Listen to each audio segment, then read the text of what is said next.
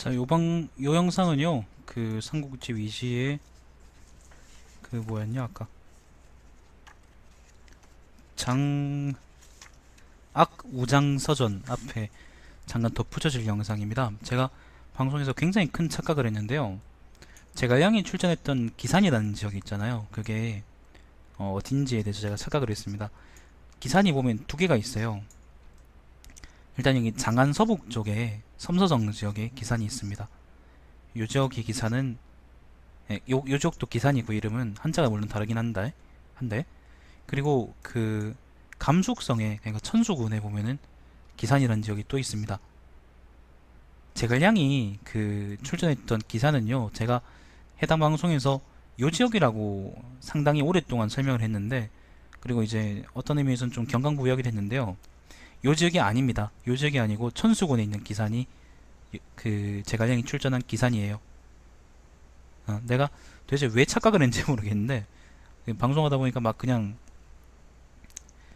막 이렇게 휩쓸리다 보니까 그렇게 착각한 것 같은데, 기산이 요 지역이 맞으니까 그 제가 방송 중에 이제 요 지역이라고 하더라도 마지막 부분엔 제가 이거 고치거든요. 근데 방송 중에 이제 이걸 기사는 이제 요 지역이 아니고 요 지역이라고 하더라도 여러분은 절대 착각하지 마시고 그 이게 얘가 헛소리 하는구나, 요 지역이 아니고 요 지역이다 라는 거를 여러분이 아셨으면 좋겠습니다. 그래서 혼란을 피하기 위해서 다음부터는 뭐 제가 당연히 이 지역으로 소개해 드릴 건데, 지금 나간 영상을 뭐 제가 어떻게 뜯어 고칠 수는 없으니까 혼란을 피하기 위해서 이 영상을 그 방송 앞쪽 부분에 덧붙이려고 합니다. 그러니까 참고해 주세요, 여러분. 요게 기산입니다. 요 지역입니다. 자, 오늘은 삼국지 위지의 17번째 시간입니다. 장악우장서전입니다. 장악우장서전. 생각보다 근데 짧습니다. 40쪽 정도 되는데 이 정도면 짧죠. 장료, 그 다음에 악진, 우금, 장합, 서황입니다. 조조를 이제 따라다니면서 싸웠던 1세대 장군들이고요. 생각보다 근데 짧다는 게 장군들의 지적을 나는 오히려 많이 이제 기록해놨을 것 같았는데 그렇게 길지 않아서 좀 의외네요. 자, 먼저 장료 이야기입니다. 장료는 자가 문원이고 안문군 마읍현 사람이다. 안문이라는 거는 여기 북쪽에 있는 지역이에요. 여기 상산이죠, 여기가. 그죠? 안문. 여기 삼국군이고 여기가 이 근처 어딘데? 어디지? 이게 대군이고, 아, 여기네요. 이렇게 멀리 있었구나. 여기가 안문입니다. 안문군 마읍이네요. 본래 서빌의 후예인데, 서빌이라는 거는 옛날에 이제 흉노 정벌의 공로를 세웠던 첩자랍니다. 보복을 피하기 위해 성을 바꾸었다. 젊어서 군리가 되었다. 군리라는 거는 관리가 됐다, 그런 말이죠. 자, 동안 말에 병주자사 정원이 장료의 모예가 힘이 다른 사람을 뛰어넘는다라고 해서 종사로 삼아 병사를 이끌고 수도로 가도록 했다. 정원은 누군지 아시죠? 그죠? 자, 여기 있다가 여기 병주거든요. 여기 있다가 그 뭐예요, 정원한테 발탁돼 가지고 이제 수도로 갔습니다. 수도가 낙양이죠 그때. 수도로 갔습니다. 하진이 또 그를 하북으로 보내 병사를 모집하도록 하니 1000여 명이 모였다. 수도로 돌아왔을 때 하진이 환관에게 패했으므로 장료는 병사들의 인솔에 동탁에게 귀의했다. 동탁이 패망한 후에는 병사를 이끌고 여포에게 귀의해서 기도 위로 승진했다. 여포가 이각에게 패하자, 여포가 이제 한동안 장안에 짱박혀 있었죠, 그죠? 이각에게 패하자 장교는 여포를 따라 동쪽의 서주로 달아났으며, 자, 이 멀리 서주로 달아났으며, 노국의 상으로 임명되는데 노나라는 여기입니다. 그러니까 아무튼 요 지역에 이제 요 지역에서 이제 여포하고 같이 지냈다, 그런 얘기예요. 노국의 상으로 임명되었는데 당시 나이가 28살이었다. 저랑 동갑이네. 조조가 합의성에서 여포를 무찌르자 장교는 병사들이 이끌고 조조에게 투항해 중랑장의 관직을 받았고, 자, 합의성이 어딥니까? 합의가 여기에 낭이하고, 합의가 아무튼 이 근처인데 여기 팽성이잖아, 그지? 합의가 이 근처일 텐데 정확히 어딘지 모르겠네. 하상, 우이는 너무 미치고. 합의가 어디일까요? 소패가 여기고. 어디지? 왜 못 찾겠냐? 합의.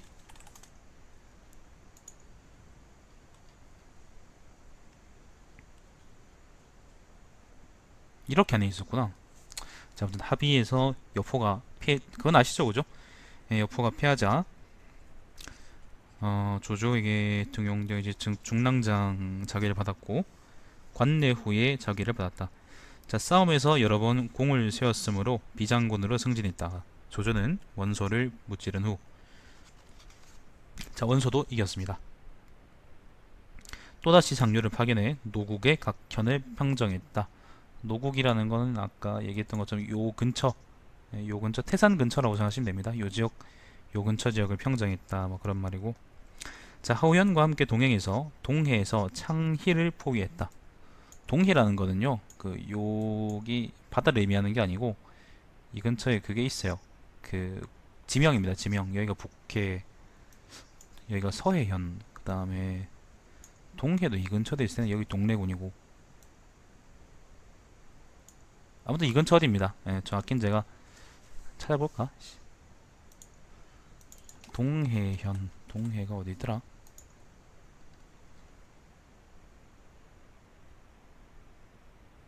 여기라고? 여긴가? 아닌데 모르겠네. 아무튼 여기라고 하네요. 자, 동해에서 창희를 포위했다. 몇 달 후에 양식이 다 떨어져 창희는 뭐 반란군이겠죠.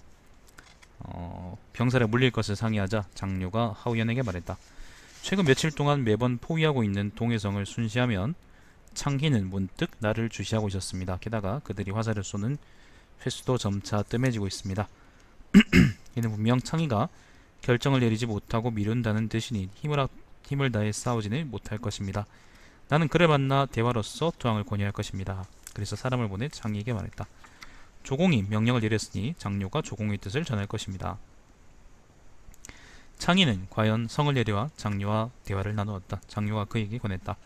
조공은 신과 같은 위엄과 무용을 갖고 있으며 인자한 덕으로 천하를 편안히 다스리고 있습니다. 먼저 그에게 의탁하는 자는 큰 상을 받을 것입니다.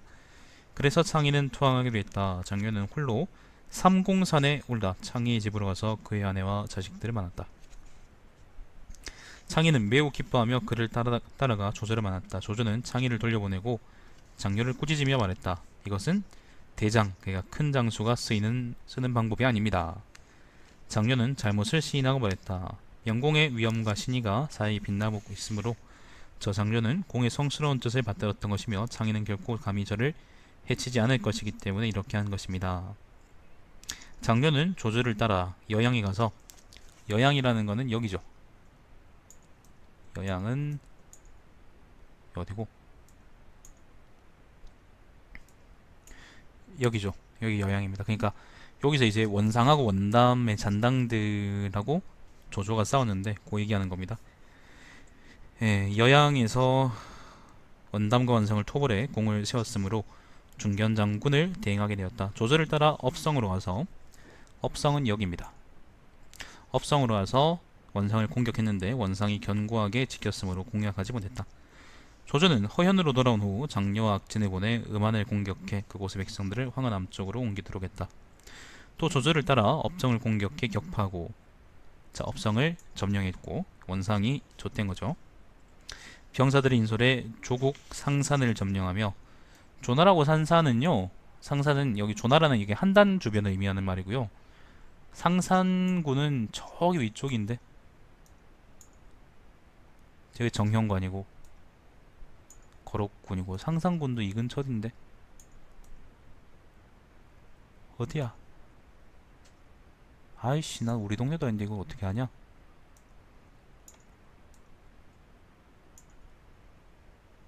잠깐만요, 찾아봅시다.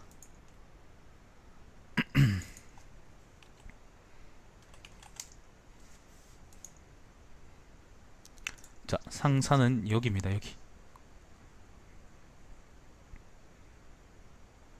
저 위쪽이었구나.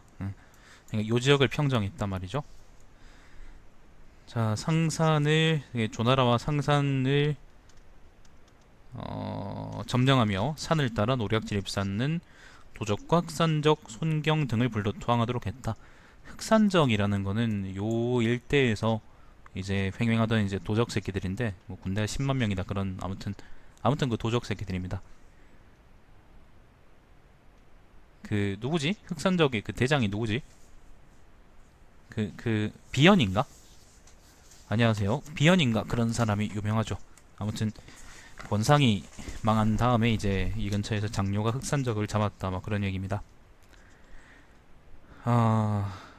조조를 따라 원담을 공격하고 무찌르고 병사를 이끌고 해안지대를 공략하며 요동의 도적 유의를 격파했다. 원담을 격파하고 요동까지 들어갔다 라는 겁니다. 요런 지역까지. 장료가 업성으로 돌아오자 조조는 친히 나와 맞이하며 그와 함께 술을 탔으며 탕구장군이라 임명했다. 따로 형주를 공격해 업으로 돌아왔고요. 이번엔 형주로 간답니다. 형주가 여기 연암이죠, 그죠? 요 지역으로 형주라 그러거든요. 여기 북형주고 이제 남형주는 이 남쪽 다를 얘기하는 건데, 자, 아무튼 형주를 공격해서 그곳의 백성들을 미안합니다. 형주를 공격해서 강하에 여러 현을 평정하고, 강하라는 거는 보자. 여기가 형주인데요. 강하가 여기 무창 근처 아닌가? R6이 이 근처가 아마 강할 텐데. 여기네요. 강하네. 요 지역, 요 근처 지역을 공략했단 말이죠. 공략하고 군대를 돌려 임명에 주둔하니 도정 후회봉해졌다. 조조를 따라 유성에 가서 원상을 정벌하는데 왔다 갔다 많이 하네. 여기 있다가 다시 또 원상을 조지러. 유성이라는 거는 이 근처 어딘데 정확히는 잘 모르겠네요. 여기 나와 있을 텐데 어딘가에. 아무튼 요 지역입니다. 자, 원상을 정벌하러 유성으로 갔고, 갑자기 적과 마주친 장류는 의기가 격양되어 조조에게 싸울 것을 원했다. 조조는 그의 용맹함을 칭찬하고 자신이 사용하던 큰 그러니까 깃발이겠죠.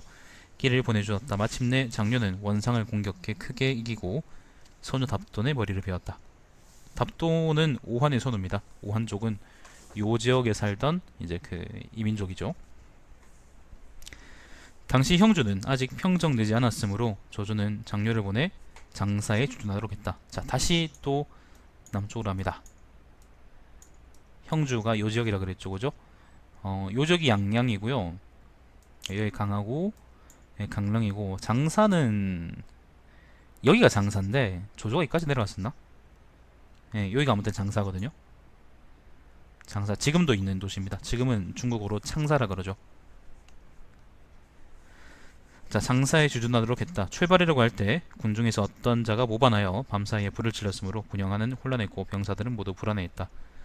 장료가 저 병사들에게 말했다. 망동하지 마라. 이것은 한 진영 전체가 반란 일으킨 것이 아니라 분명히 모반하는 새끼가 있어 인심을 혼란스럽게 하는 것이다. 그리고 군중의 명령을 내려 모반하지 않은 자들은 편안히 앉아 있으라고 했다. 그런 다음 친히 병사 수십 명을 이끌고 군영 중앙에 섰다. 얼마 지나지 않아 난이 평정되었고 모반을 주동한 자를 붙잡아 목을 베었다.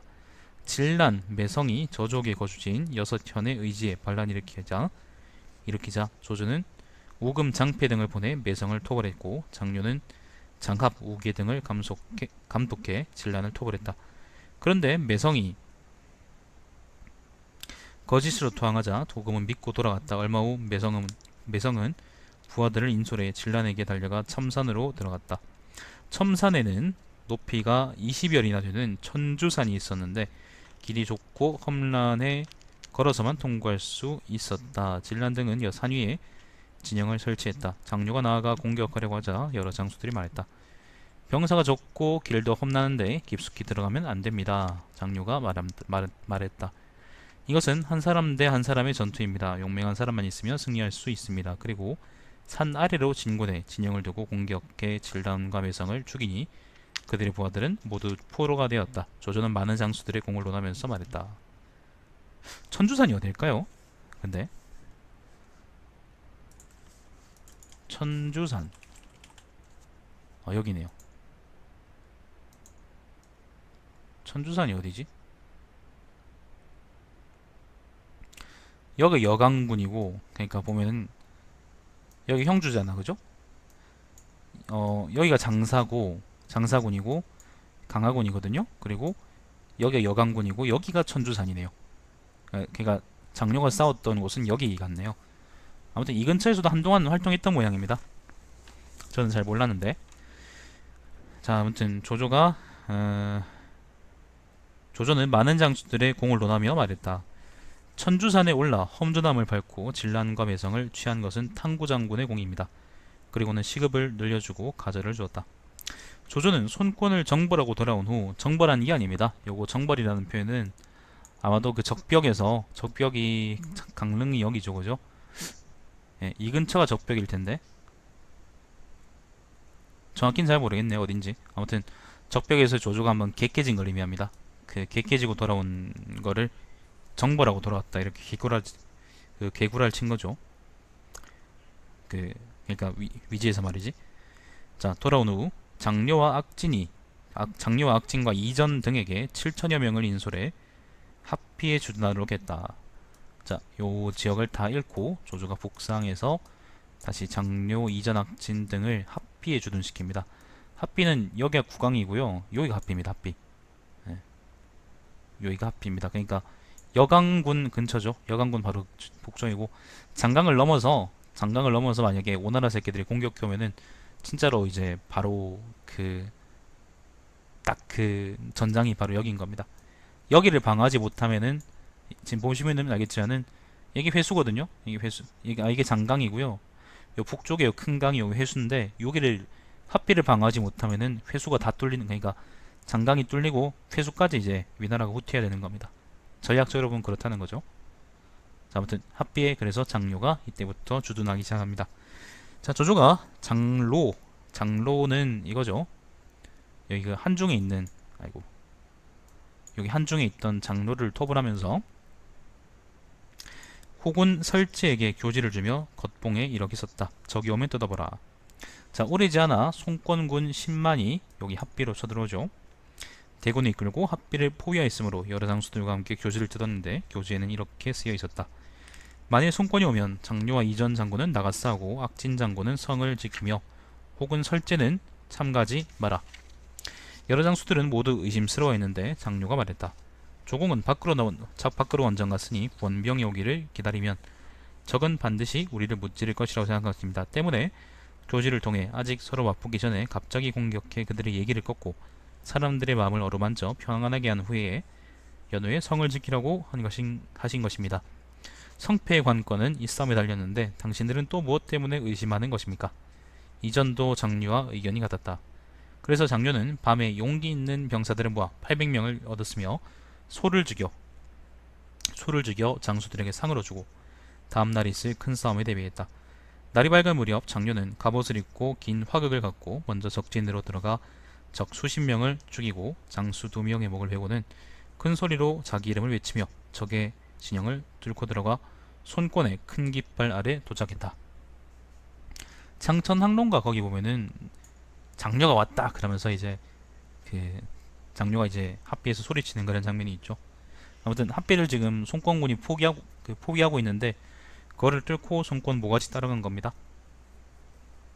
자, 쥐새끼는 매우 놀랐고 사람들은 어찌해야 할 바를 알지 못하고 물러나 작은 산으로 올라갔으며 장녀는 긴 화극으로 스스로를 지켰다. 장녀는 맞서 싸우지 않는 송권을 질타했으나 송권은 감히 움직이지 못하고 장녀가 이끄는 병사가 적은 것만을 관망하다가 병사를 직결시켜 장녀를 몇 겹으로 포위했다. 야, 그 와중에 되게 침착하게 대응했네요. 장녀가 좌우로 맹렬히 공격하여 포위망을 뚫고 부하 수십 명을 인솔해 나가는데 남아있던 병사들이 큰 소리를 말했다. 장군, 우리를 버리지 마십시오. 그러자 장녀는 또 포위망을 뚫고 들어가 남아있던 병사들을 구출했다. 송권의 병사와 말은 모두 무너져 내려 감히 대항하려는 자가 없었다. 새벽부터 정오까지 전투하여 오나라 병사들은 전의를 상실했으므로 장녀는 병사를 줄여 수비를 공고히 했다. 사람들의 마음은 곧 안정되었고 여러 장수들은 모두 장류에게 감복했다. 손권은 10여일 동안 합비성을 포위했으나 공략할 수 없었으므로 병사들을 데리고 물러났다. 장료는 여러 군사들을 인솔해 추격해 거의 손권을 다시 사로잡을 뻔했다. 조조는 장료의 용맹함을 매우 칭찬하고 정동 장군으로 임명했다. 합비를 손권이 포위했습니다. 포위했는데 포위했는데 여기서 손권이 개 깨지고요. 그리고 퇴각하면서까지 장료한테 개쳐 맞았습니다. 합비에는 치즈가 있었겠죠. 그러니까 막 쥐새끼들이 자꾸 몰아갔던 것 같은데, 아무튼 손권은 죽을 때까지 합비를 손을 대지 못합니다. 한 번도 성공하지 못했죠. 자, 건한 21년입니다. 조조는 또 손권을 정발하려고 합비성에 도착해서 그의 장료가 전투했던 곳을 순시하고 오랫동안 감탄했다. 자, 이번엔 조조가 손권을 치러 왔습니다.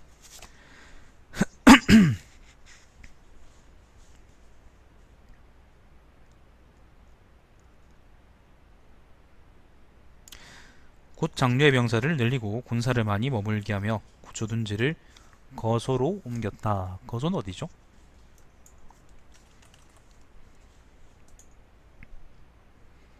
거소는 어디일까요?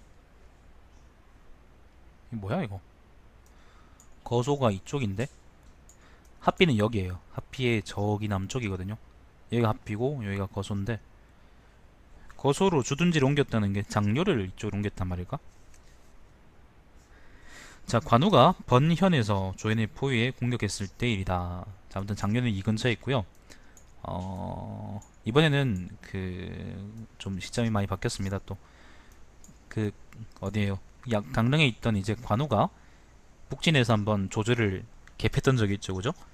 그리고 동겨진하고 자기도 죽어버리는데, 조조가 관우가 북진해가지고 여기 양양이고,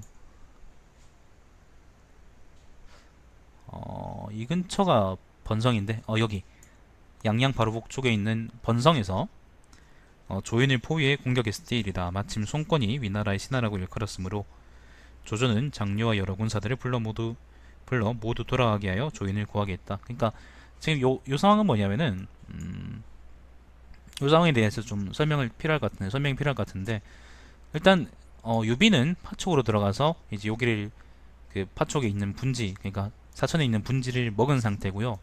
그리고 원래 있던 형주에는 관우가 남아서 수비하고 있었는데, 여러분이 아는 것처럼 관우는 자존심밖에 없는 새끼이기 때문에 항상 이제 쥐새끼하고 뭔가 트러블을 일으켰습니다. 그래서 손권 입장에서는, 쥐새끼 입장에서는 이제 관우를 어떻게든 조지고 형주를 탈환해야 되는 어떤, 탈환도 아니지 원래 자기 땅던이었으니까 아무튼 그런 입장이었고, 예, 형주를 이제 먹어야 되는 입장이었고, 관우는 손권을 개무시하면서 아무튼 조조를 한 방 먹여야지 그렇게 하는 입장이었는데, 근데 관우가 이제 북진하기 시작한 거죠. 손권하고 외교관계가 굉장히 불안한 시점에 북진하기 시작해서 이제 양양을 쳐서, 그러니까 아무튼 북형조를 쳐서 우금 같은 사람들을 객게 부숴버리고, 번성에서 이제 조인 등등을 굉장히 많이 심하게 몰아붙였습니다. 거의 이길 정도로 몰아붙였었는데, 그때 바로 이제 손권하고 쥐새끼하고 조조가 손을 잡고 손권은 관우의 뒤통수를 치고, 그 다음에 조조는 이 지역이 아무튼 적이 아니기 때문에, 일단 일시적으로라 적이 아니기 때문에 이 지역에 있던 장료군을 불러서 이제 조인을 구원하게 할 수 있던 거죠. 일단 요게 상황 설명입니다. 아실 겁니다, 여러분. 많이 유명한 얘기이기 때문에. 자, 아무튼 그러니까 장료도 번성으로 왔던 거죠. 장료가 도착하기도 전에 서황이 먼저 관우를 격파하고 조인의 포위망을 풀어주었다. 장료와 조조는 마피에서 회동했다. 장료의 대군이 도착하자 조조는 수레를 타고 나와 그들을 위로하고는 돌아가 진군에 주둔했다. 자, 조비가 즉위한 후 장료를 전장군에 임명했다. 안녕하세요. 아울러 장료에게 비단 1000필과 곡식 1만석을 하사했다. 또 영지를 나누어 형 장범과 아들 중 하나를 열후로 삼았다. 손권이 다시 모반하자, 모반이라는 표현은 적절하지 않고요. 그냥 손권이 조비를 쳤다는 말입니다. 네, 손권이 다시 또 모반하자 장료를 합비로 돌려보내 다시 합비로 왔습니다. 네, 장료를 합비로 돌려보내 주둔하도록 하고 자기를 높여 도향후라고 했다. 황제가 타는 수레를 장류의 모친에게 보내고 병사와 말을 주어 장류의 식구들을 주둔지로 보내도록 하면서 아울러 장류의 모친이 도착했을 때 의장대가 나가 영접하도록 하라는 조서를 했다. 장류의 지휘하에 있는 각군의 장리들이 모두 길 옆에서 양옆에서 줄을 지어 인사하였고 보는 사람들은 모두 장류가 매우 영예로울 것이라고 생각했다. 조비가 황제 자리에 오른 후 장류를 진양 후에 봉하며 시급 1000호를 증가시키니 이것과 이전 것과 합쳐 2600호가 되었다. 아무튼 합비는 그 오나라의 쥐새끼에 대항해서 이제 가장 최전선이었고, 그리고 장료가 이제 그걸 쥐새끼를 막는데 굉장히 탁월한 능력을 발휘했기 때문에 뭐 조비 입장에서는 이 정도 예유를 해줘도 괜찮은 그런 사람이었던 거고, 좀 생뚱맞은데 진양이라는 곳은 여기입니다. 그 이 근처 지역인데 정확히는 잘 모르겠네요. 아무튼 태원이 진양일걸? 여기네요. 여기가 진양인데 그 어딥니까? 진양 후로 봉했다는 건 사실 뭐 여기에 어떤 진짜로 무슨 제후로 봉했다는 건 아니고 아무튼 그냥 명예직이지 싶은데 자세히는 잘 모르겠네요. 자, 아무튼 그렇습니다. 황초 2년입니다. 장료가 낙양궁에 돌아왔는데, 자, 수도로 돌아왔죠. 낙양이 여기죠. 네. 낙양으로 돌아왔는데 조비는 건시전에서 장류를 접견하고 친히 오나라 군대를 무찌를 때 상황을 물었다. 조비는 장류의 말을 들은 후 감탄하며 좌우 사람들에게 말했다. 이 또한 고대 용장 소호 같구나. 그를 위해 저택을 지었고 특별히 장류의 모친을 위해 저택을 만들기 시작했으며 장류를 따라 오나라 군대를 무찌른 병사들은 모두 호분랑으로 임명했다. 손권이 다시 신하라고 칭했다. 장류가 군대를 돌려 옹구에 주둔했는데 병에 걸렸다. 조비는 시중 유협에게 태희를 데리고 와서 그의 병을 살피도록 했다. 호분이라는 것은 근위병입니다. 근위병들은 똑같이 소식을 물어 길에서 연락이 끊이지 않았다. 병에 차도가 없었으므로 조비는 장류를 영접하고자 친히 수레를 타고 그가 사는 곳으로 와서 장류의 손을 잡고 황제가 입는 옷을 하사했다. 태관들은 매일 황제가 먹는 음식을 보냈다. 병이 조금 좋아지자 장류는 주둔지로 돌아왔다. 손권이 또 모반하자 조비는 장류를 보내 조휴와 배를 타고 해릉에 도달해 강가에 주둔하라고 했다. 보자. 해릉은 어디냐면은 해릉은 어디일까요? 해릉현. 네, 조비 그 손권이 또 이제 공격해 오니까 조비를 이쪽으로 보내서 조유하고 같이 여기 주둔하게 했다는 거죠.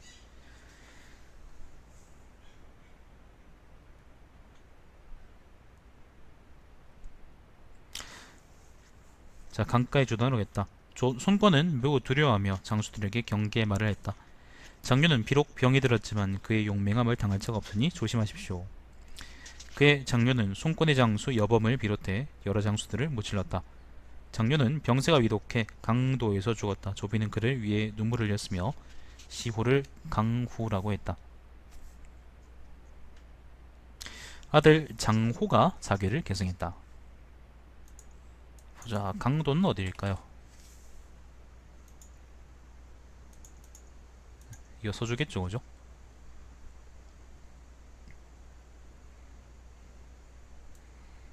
해릉현 옆이네. 아무튼 이 근처에서 계속 싸우다가 여기서 이제 병사했던 모양입니다. 결국에는. 자, 그렇습니다. 황초 6년입니다. 조비는 장류와 이전이 합비에서 세운 전공을 돌이키며 조서를 이뤘다. 합비성 전투에서 장류와 이전은 병사 800명을 인솔해 적 10만을 무찔렀으니 예로부터 용병에서 이것을 뛰어넘는 경우는 없었다. 지금까지 적이 전의를 잃게 만들었으니 국가의 수호자라고 할 수 있다. 장류와 이전의 시급 가운데 각기 100호를 떼어 아들 중 하나에게 관내후의 자계를 내리라. 장류는 장호는 장류 아들이죠. 편장군이 되었으나 일찍 죽었다. 장호의 아들 장통이 자계를 계승했다. 자, 여기까지가 장료 이야기입니다. 장료는 좀 특이한 게요. 보통 항복한 사람들은, 그러니까 우리가 뭐 장합을 예를 들면은 뭐 위나라의 장군을 알고 있지만은 사실은 장합은 이제 원소한테서 항복한 사람이거든요. 그렇기 때문에 사실 많이 올라가지 못합니다. 보통 아무리 뛰어나더라도. 순욱 같은 사람들은 예를 들면은 뭐 어디에서 영입된 사람이 아니고 처음부터 조조를 섬겼던 사람이기 때문에 가장 이제 높은 지위까지 올라갔던 거고, 마찬가지로 만약에 이제 제갈량이 이제 유비를 배신하고 만약에 조조한테 왔다고 할지라도 그렇게까지 높은 지위까지는 올라가지 못했을 거라는 겁니다. 마찬가지로 이제 장려도 맨 처음엔 여포를 섬기다가 아무튼 여포가 망하고 나서 그 조조한테 등용된 사람인데, 그거를 생각해 보면은 굉장히 많이 극진한 대우를 받은 거죠. 항복한 장수치고는 굉장히 특이한 경우라고 생각합니다. 자, 그다음 악진 이야기입니다. 악진. 자, 악진은 자가 문겸이고 양평군 위국현 사람이다. 양평이 여기인가요? 여기가 양평인데 혹시 다른 지명이 있나? 양평. 아, 그쵸. 여기 있죠, 그죠? 응. 요동이 양평일 리가 없지. 아마도 여기 같은데 확신은 안 되네.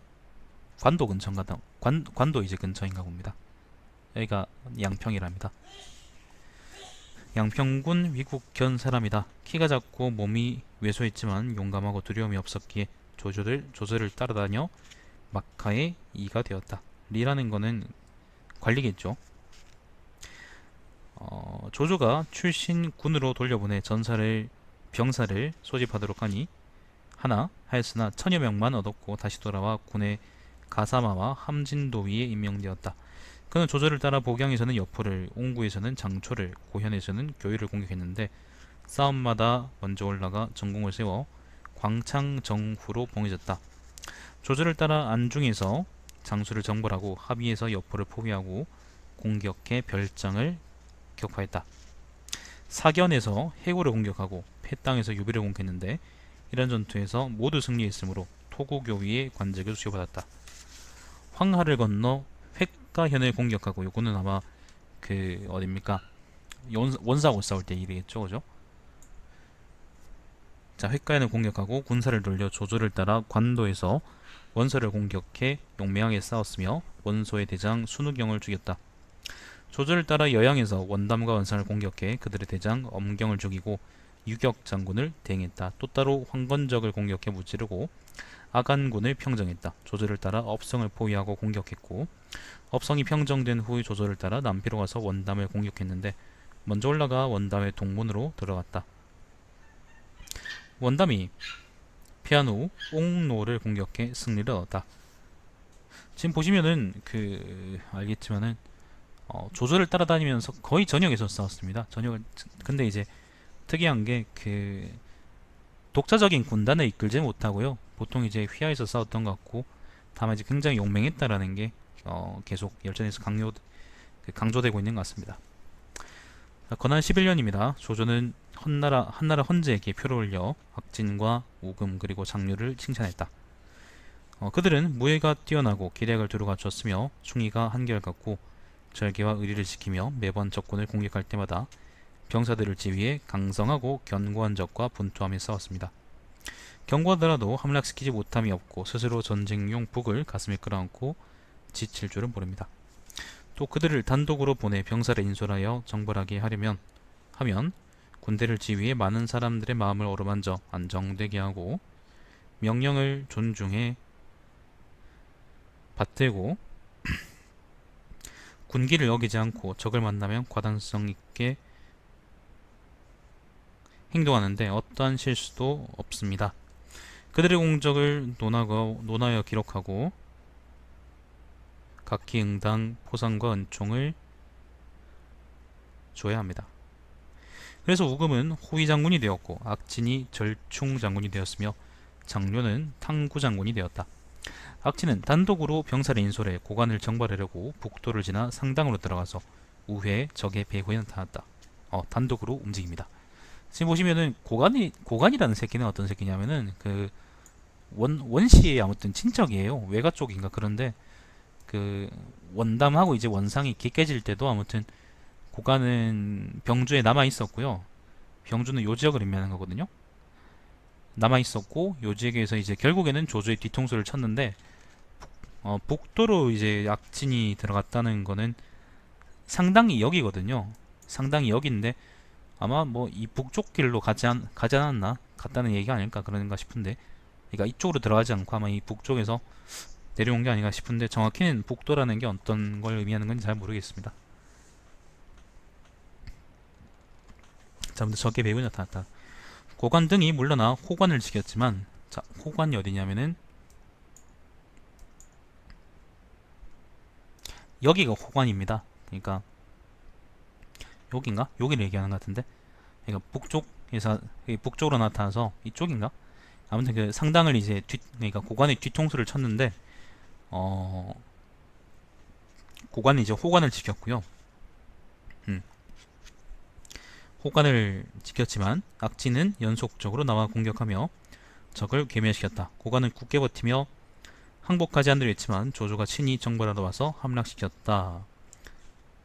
조조는 관승을 정벌하려고 순우의 진을 치고 악진과 이전을 보내 공격하도록 했다. 관승이 패해서 달아나 바닷길로 도망쳤으므로 해안지대는 평정되었다. 순우가 어딜까요? 순우. 병주에서 갑자기 또 서술이 이쪽으로 바뀌네.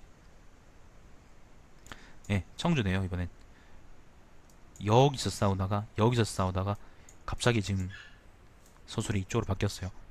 예. 그 뭐 관승이라고 뭐 그 도적이겠죠, 그죠? 자, 형주는 아직 귀순하지 않았으므로 형주는 유표를 의미하죠. 요지역입니다. 형주는 아직 귀순하지 않았으므로 악진을 보내 양책에 주둔하도록 했다. 양책은 어디일까? 영천이구나.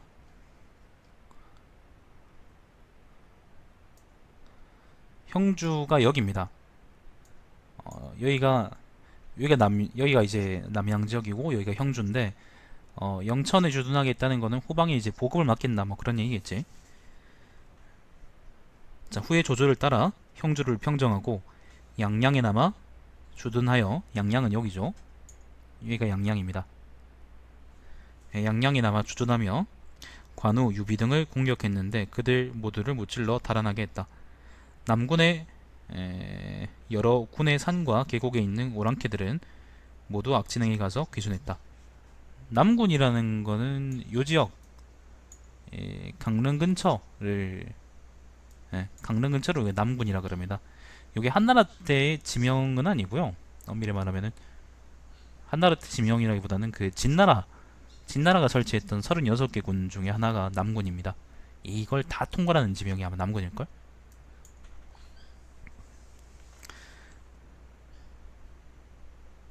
자, 또 요비가 파견한 임저현의 장 두보와 정량현의 장 양대를 토벌해 모두 크게 무찔렀다. 아무튼 그 조조는 한동안 적벽에서 깨진 다음에도 그 조인 같은 사람들을 어딥니까? 남군에 주둔시키면서 방어하려고 했는데 결국에는 그 요비하고 손권한테 이제 밀려나가지고 여기 북형주에 주둔하게 되죠. 그리고 요 남구는 그 어딥니까? 그 관우가 먹게 되고 그렇게 되죠. 자, 후에 조조를 따라 손권을 정벌할 때는 절을 받았다. 조조가 귀환할 때 악진을 남겨 장료 이전과 함께 합피에 주둔해서 지키도록 하고 시급을 500군을려 이전과 합쳐서 총 1200호가 되게 했다. 자, 여기 형주에서 싸우다가 이번에는 합피로 와서 그 어딥니까? 여기 합피죠, 그죠? 합피로 와서 그 장류하고 같이 오나라 손권을 방어했다, 막 그런 얘기고. 자, 악진은 여러 싸움에서 여러 번 공을 세웠으므로 500호를 분할해 이들 아들 중 하나를 열후로 봉하고 악진을 우장군으로 승진시켰다.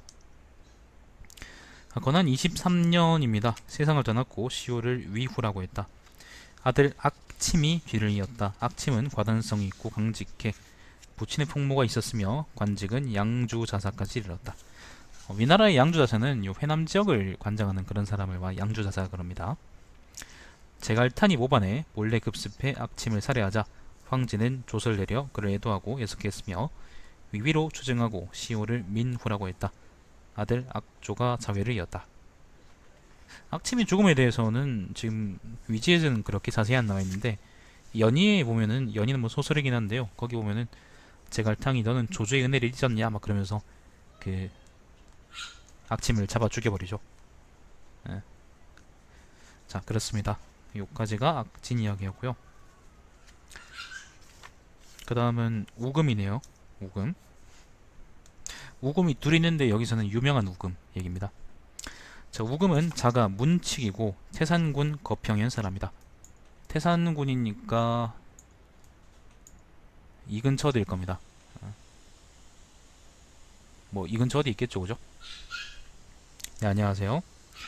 황건적의 난이 일어나자 포신은 병력을 소집했고, 포신이 요 근처에 이제 관리였거든요. 오금은 그에게 의탁하고 따랐다. 조조가 연주를 다스리게 되자 오금은 동료들과 함께 조조를 만나 도백이 되어 장군 왕랑에게 소속되었다. 왕랑은 그를 높이 평가하고는 오금의 재능이면 대장군에 임명될 수 있다며 조조에게 추천했다. 조조는 그를 불러 이야기해보고는 군사마에 관직을 주고 병사를 인솔해 서주로 가서 광척을 공격하도록 했다. 우금이 이곳을 함락시켰으므로 함진도위로 임명했다. 조조를 따라 복양으로 가서 여포를 토벌하고 따로 병사를 이끌고 성남쪽에서 여포의 두 진영을 무찔렀으며, 복양이라는 것은 여기입니다. 어디고? 이 복양 아이가? 맞지? 요 지역입니다. 연주 지역이죠. 요거 그겁니다. 그 반동탁 연합군 끝나고 나서 조조가 연주에서 이제 여포한테 뒤통수 맞아가지고 그 엘리 될 뻔했던 적이 있죠. 그때 얘기하는 겁니다. 예, 성남 쪽에서 여포의 두 진영을 무찔렀으며 별도로 수창에서 고의를 무찔렀다. 그럼 잠깐만요.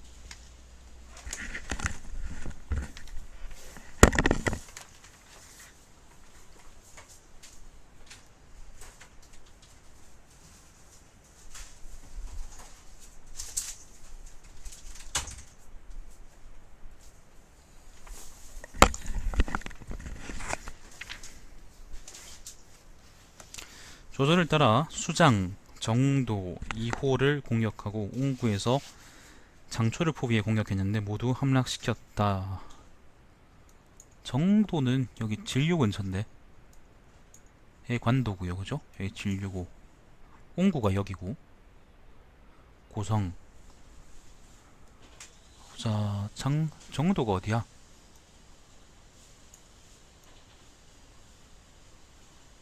정도가 어디야? 이 근처 어딘데? 아, 여기네요. 저기 정도네. 그러니까 아무튼 이 근처에서 지금 여포하고 계속 싸우고 있는 거예요. 여포 혹은 여포의 잔당들하고 계속 싸우고 있는 거고. 자, 우금이 조조를 따라 황건적, 유벽, 황소 등을 정벌하려고 관양에 주둔하고 있을 때, 보자. 관양은 또 어디일까요?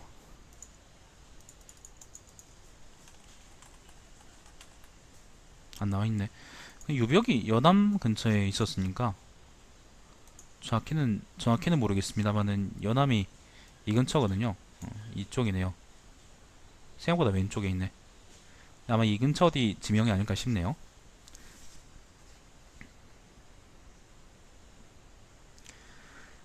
자, 판양이네. 판양. 죄송합니다. 관양이 아니고 판양이네요. 근데 안 나와있네, 그것도. 자, 판양에 주둔하고 있을 때 황소 등이 조조의 진영으로 야습해왔다. 우금이 부하를 인솔해 그들을 무찌르고 황소 등을 죽이니 황소의 부하들은 전부 다 초항했다. 평로교위로 승진했다. 조조를 따라 고현에서 교유를 포위해 공격하고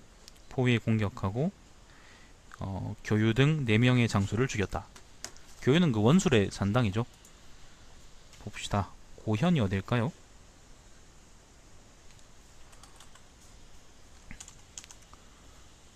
아마 여긴 아니겠네.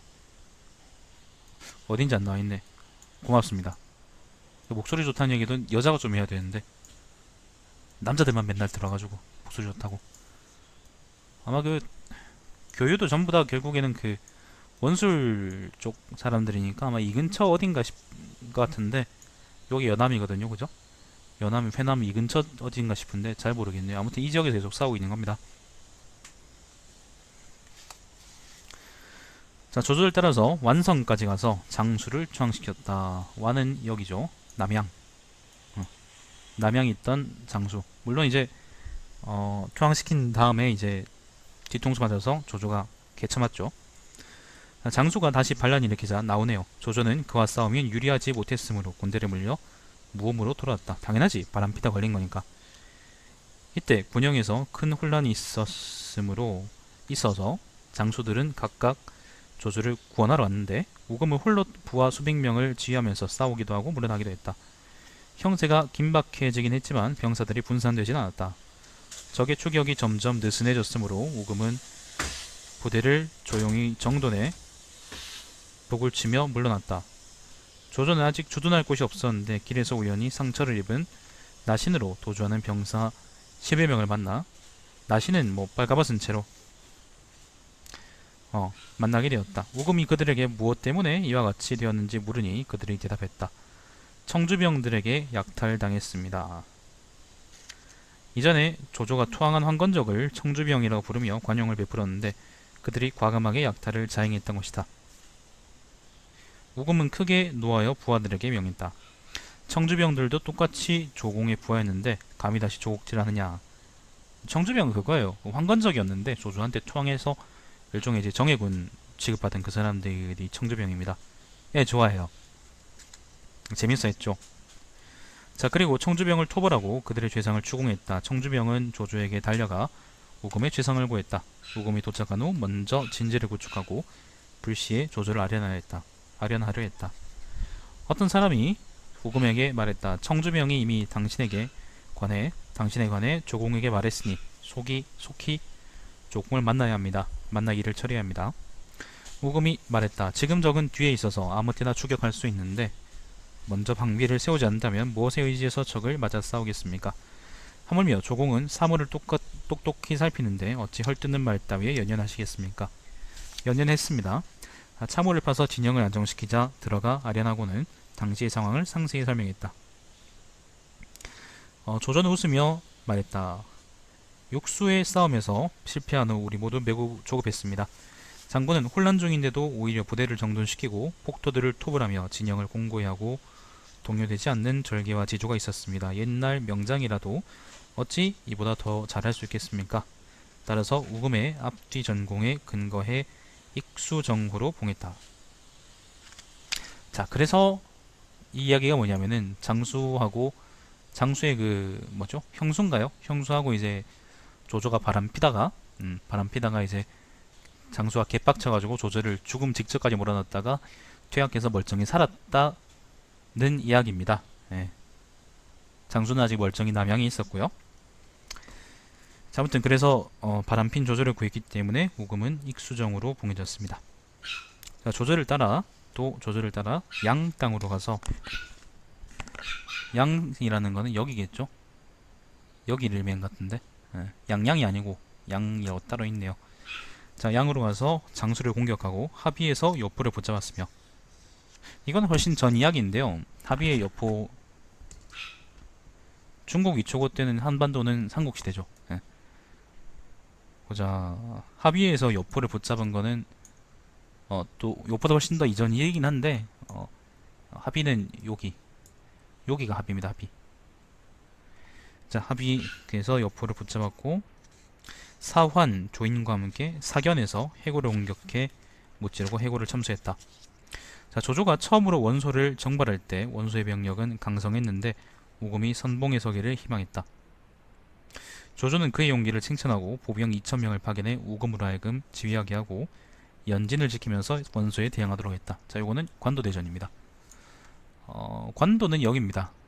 관도는 어딜까요?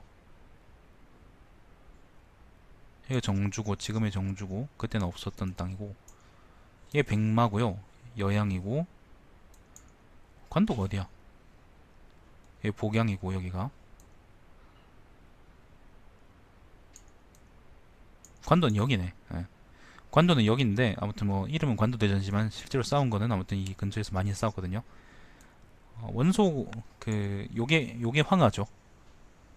여기 있는 큰 강 요게 요게 지금 황하거든요. 요게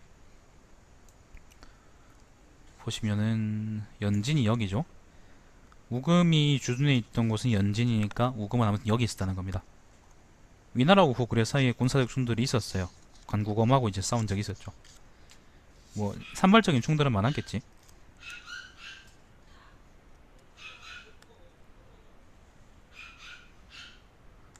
걔가 왜 저래 진노?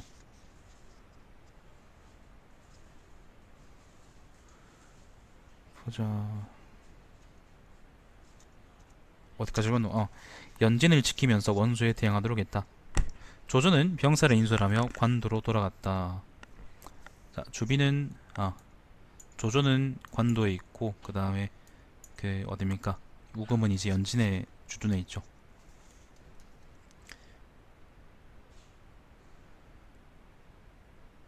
유비가 서주에서 반란을 일으키자 조조는 동쪽으로 그를 정발하러 갔다. 자, 그러니까 조조의 분대는 관도에 있다가 그 서주에서 유비가 이제 백도어 놓은 거를 잡으러 갔고요. 그 틈을 타서 원소가 내려오는 거를 연진에서 황하 근처 나루니까 그죠? 연진에서 그러니까 그 누굽니까? 우금이 이제 방하고 있었던 거죠. 원소가 우금을 공격했으나 우금이 굳게 지켰으므로 함락시킬 수 없었다. 또 악진 등과 함께 보병과 기병 5,000명을 인솔하여 원소의 별령 그러니까 다른 진지를 공격하며 연진 서남 쪽으로부터 황하를 따라 급획과 두현에 이르기까지 30여 개의 보르를 불태우니 죽은 자와 포로가 된 자가 각기 수천이었으므로 항복한 자가 원소의 장수, 하무, 왕마 등 20명이 나왔다. 그러니까 연진에 있으면서 공격 그러니까 누굽니까? 원소가 공격해오니까 요걸 따라서 획가현이 어딘지 모르겠네요. 아무튼 요 근처에 있는 보르들을 여기네요. 여기 획가현이네. 그러니까 황하를 건너가가지고 아예 요 근처에 있는 보르들 원소군들의 그 진지들이나 보르들을 다 불태워버렸다. 뭐 그런 얘기입니다. 굉장히 뛰어난 장군이었네. 자, 조조는 또 우금에게 단독으로 병사를 인솔해서 원무에 주둔하게 하도록 하고 두 지진에 주둔하고 있는 원소의 비령을 공격하도록 했는데 우금은 그들을 못 질렀다. 비장군으로 승진했고 후에 조조를 따라서 관도로 돌아왔다. 조조는 원소의 비령과 이어지게 흑산을 쌓아 대치했다. 원소가 조조의 진영 안으로 화살을 쏘도록 명령했으므로 병사들 중 죽거나 부상당한 자가 매우 많았고 군중에서는 두려워했다. 그러나 우금이 감독해 흑산을 지휘해 원소를 막고 힘껏 싸워 기세를 더욱 떨쳤다. 원소를 격파해 우금은 편장군으로 승진했다. 자, 드디어 관도에서 조조가 이겼습니다. 기주가 평정되었는데 창희가 또 모반하자 우금을 보내 정벌하도록 했다. 기주를 청벌했는데 창희가 아까 어디서 모반을 일으켰죠? 아까 장요전에 나왔잖아, 그지? 어딘지 모르겠네. 아무튼 우금을 정벌을 하겠다. 우금은 창희를 맹렬하게 공격했는데 창희는 과거에 우금과 우정을 나눈 사이였으므로 우금에게 투항했다. 많은 장수들이 모두 창희가 이미 투항했다고 생각하고 조조에게 알리려는데 우금이 말했다. 여러분은 조공의 일관된 법령을 모르는군요. 포위당에 공격받은 후에 투항한 사람은 사면하지 않습니다. 군법을 준수하고 명령을 집행하는 것은 군주를 섬겨 받드는 절개와 지조인 것입니다. 창희는 비록 나의 친구이지만 우금이 어떻게 그 때문에 절개와 지조를 이룰 수 있겠습니까? 우금은 신이 가서 창희와 결별하고 눈물을 흘리며 죽였다. 이때 조조는 순우의 군사를 주둔시키고 있었는데 이 말을 듣고 탄식하며 말했다. 창희가 항복해 나에게 오지 않고 우금에게 간 것은 어찌 운명이 아니겠느냐. 그러나 우금을 더욱더 중시했다. 동해가 평전된 후 동해는 평정된 창희가 있던 곳이 동해죠. 동해는 아까 이 근처에 있던데.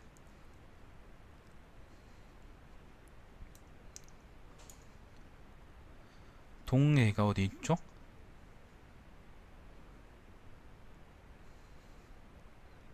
뭐 이 근처도 있는데 뭐 이 근처 있겠죠, 그죠? 자, 동해가 평정된 후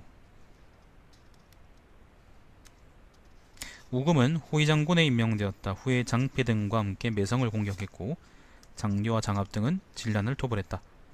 우금이 도착한 후 매성은 부하 3,000명을 이끌고 투항했다. 투항한 후에 모반에 부하들을 이끌고 진란에게 달아났다. 진란을 잡은 전투는 여기 천주산이라는 곳이죠. 여기, 네, 여기입니다. 요 지역입니다. 장료등은 진란과 서로 대치하고 있었지만 군량미가 적었다. 우금은 군량미를 수송하는 수레를 앞뒤로 서로 연결시켰고 장료는 진란과 매성을 죽였다. 시급이 200호 늘어 이장고가 합쳐 총 1200호가 되었다. 이때 우금과 장류, 악진, 장압, 서왕은 모두 명장이었고 조조가 정발할 때마다 선봉에 섰으며 병사를 몰릴 때는 뒤에서 지켰다. 우금은 군사들을 엄하게 다스렸고 적의 재물을 얻어 자기 소유로 하지 않았기 때문에 유난히 상을 많이 받았다. 그러나 법률에 의거해서 아랫사람을 다스렸기 때문에 병사들의 환심을 얻지는 못했다. 조조는 항상 주령을 싫어해서 그의 부대를 빼앗으려고 했다. 우금이 위험이 높았으므로 우금에게 기병 수십 명을 이끌고 데리고 교지를 갖고 가도록 했다. 우금이 직접 주령의 군령으로 가서 달려가서 그의 군대를 빼앗으려고 하니 주령과 그의 부하들은 감히 행동하지 않았다. 그래서 주령을 우금 아래의 지휘관으로 임명하니 사람들이 모두 복종하였다. 사람들이 그를 두려워함이 이와 같았다. 그를 좌장군으로 옮기고 가절월을 주었다. 가짜절월. 시급 500호를 주고 아들 중 하나를 열호로 봉했다. 자, 건한 24년입니다. 조조는 장안에 있으면서 조인에게 장안에 있었다고요? 그때? 그랬나? 자, 조조는 장안에 있으면서 여기죠. 장안에 있으면서 조인에게 번성에서 관우를 토벌하도록 하고 번성을 사수하라는 거지. 번성은 여기입니다. 양양 근처. 자, 번성에서 관우를 토벌하도록 하고 또 우금을 보내 조인을 돕도록 했다. 가을에 비가 억수같이 내려 한수가 범람해 평지의 길이 몇 길이나 되고 우금 등의 7군이 모두 물에 잠겼다. 우금은 여러 장수들과 높은 곳으로 올라와 물의 기세를 바라보았는데 돌아가 피할 곳이 없었다. 여기가 한수거든요. 이게 한수인데요. 아무튼 번성을 지키고 있는데 이게 비가 내려가지고 강이 범람해가지고 다 좆된 이야기 하고 있는 겁니다. 7군 스물그러잖아, 그죠? 자, 우금은 여러 장수들과 높은 곳으로 올라와 물의 기세를 바라보았는데 돌아가 피할 곳이 없었다. 몰라요. 뭐 때문에 장안에 있었다 하네. 수도는 허창이었을걸요. 자, 관우가 이 기회를 틈타 큰 배를 타고 우금 등을 공격하니 우금은 결국 투항했는데 오직 방덕만이 절개를 굽히지 않다가 살해되었다. 조조는 이 소식을 듣고 오랫동안 애통해하다 말했다. 내가 우금을 한 지 30년이 되었는데 어찌 위험에 처하고 어려움에 임하여 오히려 방덕만도 못할 것을 생각했단 말인가. 마침내 송권이 관우를 붙잡아 그의 부하들을 포로로 얻었다. 자, 우금 또한 오나라에 있었다. 조비가 즉위한 후 송권은 번왕이라 일컬었고 우금을 돌려보냈다. 조비가 우금을 불러 만났는데 그는 수염과 머리가 하얗게 되었고 용모가 초췌해졌으며 눈물을 흘리며 머리를 조아렸다. 조비는 술림보 맹명시의 고사를 비호로 들어 위로하고 안원장군으로 임명했다. 그리고는 오나라의 사자로 가야 하니 먼저 북방의 업성으로 가서 고령을 참배하라고 했다. 아무튼 우금이 여기서 포로를 잡히고 그 관우가 다시 또 송권한테 깨졌기 때문에 다시 또 오나라로 갔다가 다시 오나라에서 그 나중에 이제 조비가 즉위한 이후에 그 돌려보냈다는 거죠. 조비는 위로한 다음에 그 북방의 업성이 여기죠. 조조가 좋아했던 업성으로 가서 업이 여기구나. 업성으로 가서 그 고릉이라는 건 아마 조조의 능일 겁니다. 조조의 능을 창비하라고 했다. 조비는 사람들에게 미리 조조의 능에 딸린 집에 고릉에 딸린 집에 관우가 전쟁에서 승리하고 방덕이 분노하며 우금이 항복할 때 상황을 그리도록 했다. 미친 새끼야 이거. 이봐, 미친 새끼잖아 이거. 그러니까 어쨌건 뭐 항복했거나 말거나 간에 그 자기 아빠를 따라서 아무튼 그 전국에서 북중국 전역에서 거의 싸웠던 그런 장군인데 그 장군이 일생에서 가장 크게 쪽팔릴 때를 그 고릉에다 그려놓게 한 거야. 그렇죠. 조비도 좋아하겠죠. 아무튼 개또라이인 거지, 그래. 응. 자, 그리도록 했다. 우금은 이것을 보고 참회하고 한탄하다가 병이 나서 죽었다. 아들 우규가 자교를 계승해서 익수정후가 되었다. 시호를 여후라고 했다.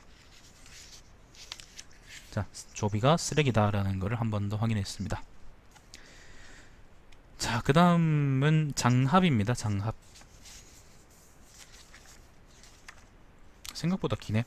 짧을 줄 알았는데. 자, 장합은 자가 준A이고 하간군 막현사랍니다. 하간군이 이 근처일 거예요. 하간, 여기가 청하고 관도. 관도라고? 아이씨.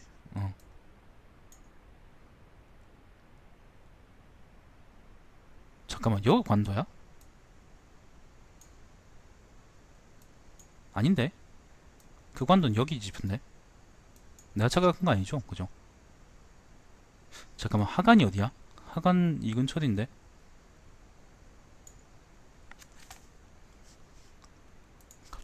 갑자기 선택하네. 하간. 여기가 하간이군요. 발의 옆이네요. 여기가 하간입니다. 자, 하간군 막현사랍니다. 동한 말에 의로운 군대를 모집할 때 응해서 황건적을 토벌했으므로 군사마가 되어 한복에게 귀속되었다. 한복은 그때 기주자사였나? 아무튼 이 근처에 있었단 말입니다. 그 한복이 패하자 병사를 데리고 원소에게 의탁했다. 자, 원소는 장합을 교의로 임명했고 공손찬에게 항거하도록 했다. 조조하고 원소하고 싸우기 전에는 원소하고 그 공손찬이 그 하복의 이강이었거든요. 그래서 개싸움했습니다. 서로 발길질하고 그러면서.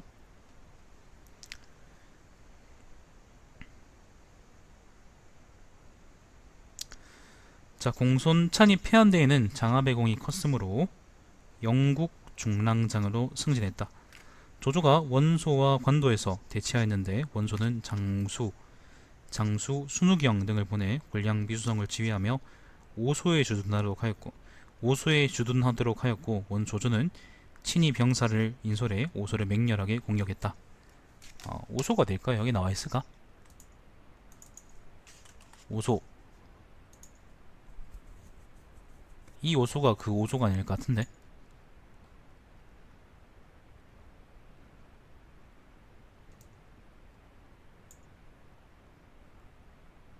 이 오소가 그 오소인가요? 아닐 것 같은데. 아무튼 그 관도대전 중간입니다. 근처긴 한데. 자, 아무튼 오수를 공격하겠다. 요 얘기는 다 아시죠, 그죠? 뭐 제가 식량 창고인데 지명이 이제 여긴가? 아니면 다른 지역인가? 좀 헷갈리네요. 여기가 아닐 것 같은데, 그죠? 한자가 나와 있어가지고. 자, 조조는 친히 병사를 인솔해 오소를 공격했다. 장합이 원소에게 건의했다. 조공의 병력은 조공 그랬습니까? 조조겠죠, 그죠? 조조의 병력은 정의 힘으로 반드시 순우경 등을 격파할 것입니다. 순우경 등이 격파되면 장군의 일은 끝나버리니 빨리 병사를 이끌고 가서 순우경을 구해야 됩니다. 곽도가 말했다. 맹장 곽공직경께서 말했습니다. 장합의 계책은 틀립니다. 조공의 본영을 조조의 유부녀 헌터의 본영을 공격하는 것은 그러니까 유부녀 헌터의 본영을 공격하는 것만 못합니다. 그러니까 오소를 공격하는 것보다 오소를 구원하는 것보다 조조의 본진을 치는 게 훨씬 낫다는 거죠. 조조는 반드시 병사를 물러 돌아올 것이니 이렇게 하면 구하러 가지 않고도 자연스럽게 해결할 수 있습니다. 장합이 말했다. 유부녀 헌터의 군영은 견고함으로 공격해도 분명 공략할 수 없을 것입니다. 만일 순우경 등이 포로를 잡히면 우리 또한 모두 포로가 될 것입니다. 원소는 가볍게 무장한 기병들을 보내 순우경을 구하도록 하고 중무장을 한 병사들을 인솔해 조조의 군영을 공개했으나 공략할 수 없었다. 과연 조조는 순우경 등을 무찔렀고 원소군을 괴멸시켰다. 곽도는 참여하며 또 장합의 일을 거짓으로 고했다. 장합은 군대가 패하자 매우 기뻐하며 불수단말을 했습니다. 장합은 두려워하며 조조에게 귀순했다. 헌터는 장합을 얻자 매우 기뻐하며 그에게 말했다. 과거에 오자선은 일찍 깨우치지 못해서 자기 몸을 위험한 지경까지 처하게 했는데 어찌 미자가 주왕을 떠나고 은나라 주왕을 떠나고 한신이 한왕에게 귀한 것과 같겠습니까? 한신은 여기서 그 뭡니까? 전투기계 한신이죠. 그리고는 장압에게 편장군 몇을 주고 도정 후에 봉했다. 병력을 받아 조조와 함께 업성을 공격해 함락시켰다. 항복한 이후부터 바로 이제 활약하기 시작합니다. 업이 여기죠, 그죠? 자, 따라 그러니까 요 이야기는요, 그 원소가 죽은 이후입니다. 원소가 죽은 이후에야 이제 조조는 그 여기 있는 원상을 깨부수고 저 북쪽에 있는 원남도 깨부수고 아무튼 그래서 합국을 평정할 수 있었기 때문이죠. 자, 또 헌터를 따라 발해로 가서 원담을 공격했고, 발해라는 거는 여기가 발해입니다. 네, 남패가 여기네요. 자, 발해를 공격했고 단독으로 군사를 인솔해 옥노를 포위해 공격해 크게 이겼다. 조조를 따라 유성을 토벌하고, 유성이라는 거는 여기 북쪽이 어딘데 정확히는 잘 모르겠네요. 아무튼 이 근처 어디 있겠죠, 그죠? 자, 유성을 공격하고 토벌하고 장려와 함께 선봉의 전공을 인정받아 평적 장군이 되었다. 맞아요, 회오무 한신. 이게 한신이 두 명이거든요. 한 사람은 이제 한왕 한신이고 한 사람은 회오무 한신인데 헷갈려가지고 사람들이. 자, 별도로 동래를 정벌하고 관승을 쳤다. 보자. 미안합니다.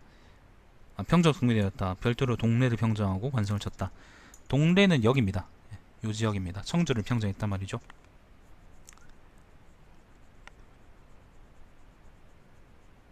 또한 장려와 함께 진란, 매성 등을 쳐서 격파했다. 진란, 매성은 여기 이 천주산, 여기서 싸운 그 전투를 의미하죠. 조조를 따라서 위남에서 마초와 한수를 공격했고, 위남이라는 거는 여기 그 보시면은 동관, 요게 위수거든요. 잠깐만요. 요게 황하고 요 위쪽으로 뻗어나가는 게 황하고 아마 뭐 어느 이강인가? 아무튼 그 황하의 지류가 이제 위수인데 위수 남쪽이라는 의미입니다. 위남이라는 거는. 그래서 여기서 이제 마초하고 싸워서 이겼다 그런 말입니다. 위남에서 마초와 한수를 공격했고 안정군을 포위 공격해 양추를 항복시켰다. 안정군이라는 건 여기입니다. 여기 어딨노? 안정이 여기입니다. 관중을 토벌할 때에도 지금 보시면은 알겠지만은 되게 간략하게 나와 있지만은 그 원씨하고 싸울 때도 활약했고, 그 다음에 청주를 평정하기도 했고, 그리고 여기 어딥니까? 그 천주산이 아까 어디죠? 여강 옆인데. 여기 천주산이네. 그 여기 그러니까 회남 지역에서 싸우기도 했고, 그 다음에 여기 어딥니까? 옹양주에서 싸우게 됐으니까, 관중에서 싸우게 됐으니까 굉장히 이제 권역이 넓게 공을 세운 거죠. 하지만 장압은 총사령관지까지 갈 수는 없었었는데 장압이 항복한 장군이었기 때문입니다. 네, 불효자 맞죠? 나는 불효자라 그러지 않고 필요나라 그러는데 그게 좀 더 선정적이잖아. 자, 아무튼 그랬습니다. 하우연과 함께 녹현의 도적 양흥과 무도절을 공격했다. 무도절을 토벌했다. 무도절하는 건 아마 무도 지역의 저족을 의미하는 말일 것 같은데, 무도는 여기입니다. 하변, 하변 근처죠. 여기가 무도입니다. 자, 또 마초를 격파하고 송건을 평정했다. 마초는 그 장안, 그러니까 어디에요? 동관에서 개 깨진 다음에도 계속 돌아다니면서 그 위나라하고 깽판을 쳤거든요. 그 관련해서 마초를 이겼다 그런 말입니다. 자, 조조는 장료를 토벌할 때, 장료가 아니고 장로인 같은데 이거 번역본이 오타네. 아무튼 장로를 토벌할 때, 정벌할 때 우선 장압에게, 장로는 여기 그 한중의 장로, 토벌할 때 우선 장압에게 여러 군사들을 지휘해 흥화의 저족과 왕두무를 토벌하도록 했다. 조조가 산관에서 한중으로 들어올 때 먼저 장압에게 보병 5,000명을 지휘해 앞쪽에서 길을 열어놓게 했다. 양평현에 이르렀을 때 장로가 투항했으므로 조조는 돌아왔다. 지금 좀 찾아보죠. 흥화는 어디죠? 안 나와있네. 산관은 여기 어디일 텐데, 한중 근처일 텐데. 여기가 산관입니다. 와, 진짜 여기가 이제 관중이고요. 한중을 공격할 때 산관으로 이제, 그러니까 잠깐만요. 조조가 이제 산관에서 한중으로 왔다 그랬으니까 아마 여기 지금 빨간 길 있죠. 빨간 길 있죠. 요 빨간 길을 따라서 한중으로 들어갔던 것 같은데 요때 이제 장합한테 앞길을 뚫도록 했고 그 양평현에 갔을 때 장로가 항복했다라고 했는데 양평현은 양평관 얘기하는 거거든요. 근데 그게 어딘지 모르겠다. 잠깐만요. 모르겠어요.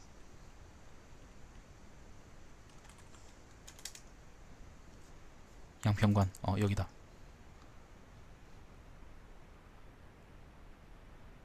여기가 한중이거든. 아, 산관에서 조조는 요렇게 내려왔고 양평관에 왔을 때 이제 장로가 조조한테 항복했다 뭐 그런 말입니다.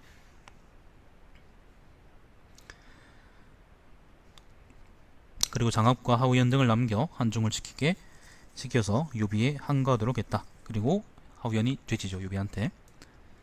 자, 한중이 조조한테 먹혔습니다.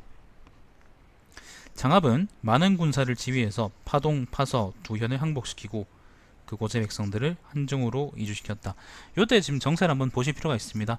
조조가 이제 한중으로 막 들어올 때 유비는 파쪽 지역을 먹었고 파라는 거는 여기를 파라 그러고요. 여기를 촉이라 그러거든요. 근데 장합이 이제 파동하고 파서 이제 두 현을 먹었다는 거는 장합이 지금 여기가 파현이고 여기가 파군이고 파동현하고 파서는 어디지? 아무튼 지금 한중을 중심으로 해서 그 여기 파중이고 그죠? 한번 찾아볼까요? 정확히 파동 양파동 파동이면은 보자 좀 봅시다. 여기가 영안이고 무현이고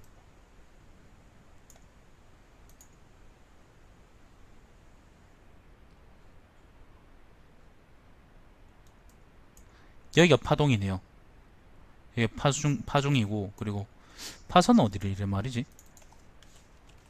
네, 안녕하세요.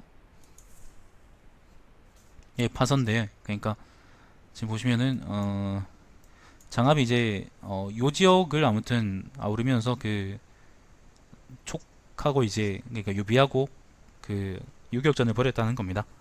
그렇게 뭐 사람도 잡아오고 그랬던 모양인데 영안이 백제성입니다.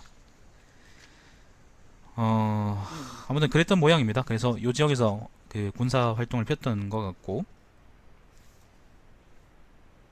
자, 아무튼 그랬는데 장업은 그 탕거까지 군사를 나게 했지만 탕거는 어디일까요?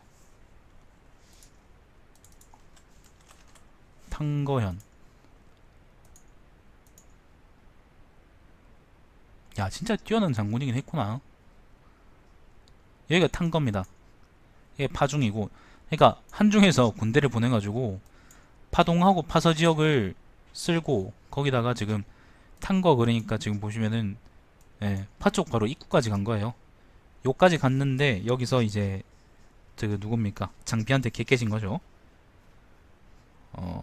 갔는데 유비의 장수 장비에게 저항하다가 병사를 물려 나는 거는 개깨졌다는 거죠. 남정으로 돌아왔다.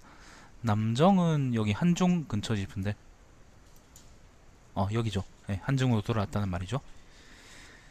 자, 탕구 장군으로 임명되었다. 유비는 양평현에 주둔했고, 자, 유비는 다시 여기까지 한중으로 돌아왔고, 장합은 광석에 주둔했다. 이 근처에 있었겠죠. 광석은 어디일까요? 그걸 여기 안 나와있네. 아무튼 이 근처 되겠지, 그지? 그걸 보면 사실 장비가 굉장히 대단한 장군이란 거지. 광석에 주둔했다. 유비는 정예병사 만여 명을 10개 부대로 나누고 야밤에 장합을 급습했다. 장합이 친병을 인수하고 서로 치고 싸웠으므로 유비는 이길 수가 없었다. 이후 유비는 주마곡에서 성을 불태웠고 하우연은 성을 나와 불길을 잡으려 하다가 갈림길에서 유비와 맞부딪혀 전투하게 되었다. 하우연은 죽었고 여기 정군산의 싸움이죠. 제갈량묘가 여기 있네. 거짓말이겠지 근데. 보자, 이 정군산은 어디 있을까?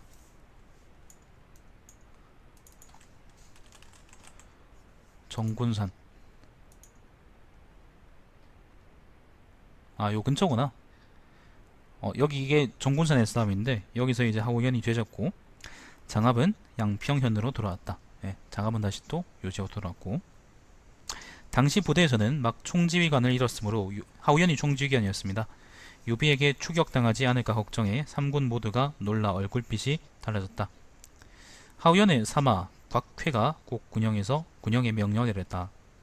장압 장군은 나라의 명장이며 유비는 그를 두려워하고 있다. 오늘날의 사태는 급박하니 장압 장군이 아니면 우리 마음을 안정시킬 수 없다. 그래서 장압을 추천해 군의 책임자로 삼았다. 장압은 취임 후 병사들을 정돈하고 진영을 설치했으며 여러 장수들에게 모두 절도를 내렸으므로 비로소 사병들의 마음이 안정을 찾았다.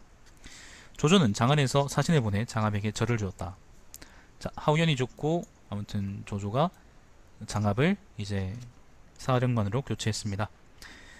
조조가 친히 한중으로 오자 유비는 높은 산에서 지키며 감히 나가 싸우지 못했다. 조조는 한중의 여러 군사들을 인솔해 돌아왔고 장압은 진창에 남아 주둔했다. 라고 해서 사실은 조조가 그냥 이상하잖아, 그죠? 조조가 만약에 와서 유비가 두려워해서 못 싸웠으면 조조가 장안으로 물러갈 이유가 없잖아요. 왜냐하면 한중 지역이라는 게 파촉하고 관중 사이에 엄청난 요지인데, 요 지역이 있기 때문에, 그러니까 한중 지역이 있기 때문에 그 조조나 조비가 직접적으로 이제 파촉을 공격하지 못했던 거고, 반대로 이제 나중에 한중을 빼앗겼을 때 비로소 이제 위군이 직접적으로 검각이나 아니면은, 그러니까 검각이나 아니면 강요 지역으로 들어올 수 있다는 거거든요. 근데 조조가 이 지역을 포기하고 왜 도망갔을까라고 한다면은 유비한테 개캐졌기 때문이죠. 유비한테 졌다는 거를 안 적어 놓은 겁니다. 적벽대전도 안 나와 있는데 뭐. 자, 아무튼 그렇습니다. 그리고 이제 그래서 결국 조조는 그 어디입니까? 한중에서 퇴학해서 장안으로 돌아갈 수밖에 없었고, 그 어디입니까? 장압은 진창에 남았다. 진창은 여기네요. 요 지역에 남아서 수비했다는 거죠. 그 생각해보면 참 그 유비가 이 당시에 이제 유비가 굉장히 기세가 대단했다는 건데, 한중을 먹었다는 거는 그러니까 조조하고 어쨌건 전면전에서 이겼다는 거거든요. 한 지역을 이제 두고 싸운 전쟁에서 이겼다는 건데, 한중을 먹고 그리고 제갈량은 심심하면 이제 진창하고 기산까지 갔잖아요. 그 보면은 진창하고 기산이라는 곳이 장안의 바로 옆 지역인데, 조금만 더 갔으면은 이제 여기서만 이겼다면은 어쨌거나 이제 그 옹주가 평정되고 양주가 먹히고 뭐 그런 건 시간 문제였을 건데, 참 대단하다는 생각이 드네요. 만약에 유비가 이 당시에 이제 한중 지역을 확보하지 못했으면은 제갈량은 이제 파촉에서 시작했어야겠죠. 그러면은 북벌은 이제 더더욱 많이 힘들었겠죠, 그죠? 자, 아무튼 그렇습니다. 조비가 왕위에 즉위하자 장압을 좌장군에 삼고 도향으로 자위를 올렸다. 조비가 제위에 오르자 막후에 승진시켜 봉했다. 조서를 받은 장압과 조진이 노수호와 동강을 토벌해, 동강이라는 건 동쪽의 뭐 강족이라는 의미겠죠. 안정시키자 장압과 조진을 불러 함께 허천궁으로 와서 조회하게 하고 남쪽으로 보내 하우상과 함께 강릉을 공격하도록 했다. 장압은 이 뒤에도 계속 남아서 군사활동을 했던 것 같고, 조비가 즉위한 이후에는 여기 어디입니까? 다시 이번에는 형주로 불러가지고 그 강릉이 어디죠? 여기죠. 요 지역을 이제 공격하도록 했다는 모양입니다. 자, 장압은 따로 군사들을 지휘해 장강을 건너고 강의 삼각주 위에 있는 보르를 공격해 취했다. 조이가 즉위하자 그를 남쪽으로 보내 형주에 주둔하게 하고 사마이와 함께 송권의 별장 유아 등을 공격하도록 했다. 자, 한참 동안 계속 여기 형주에 있네. 자, 장압은 유아를 기구까지 추격해 교전에 무찔렀다. 자, 제갈량이 기산에서 출전하자 장압은 특친의 자리에 임명되었고 나아가 각 군사를 지휘해 가정에서 제갈량의 대장 마속을 막았다. 1차 북벌입니다. 첫 번째 북벌입니다. 기산으로 제갈량이 왔고, 가정이 어디냐면은 여기 같은데? 한번 찾아볼까요?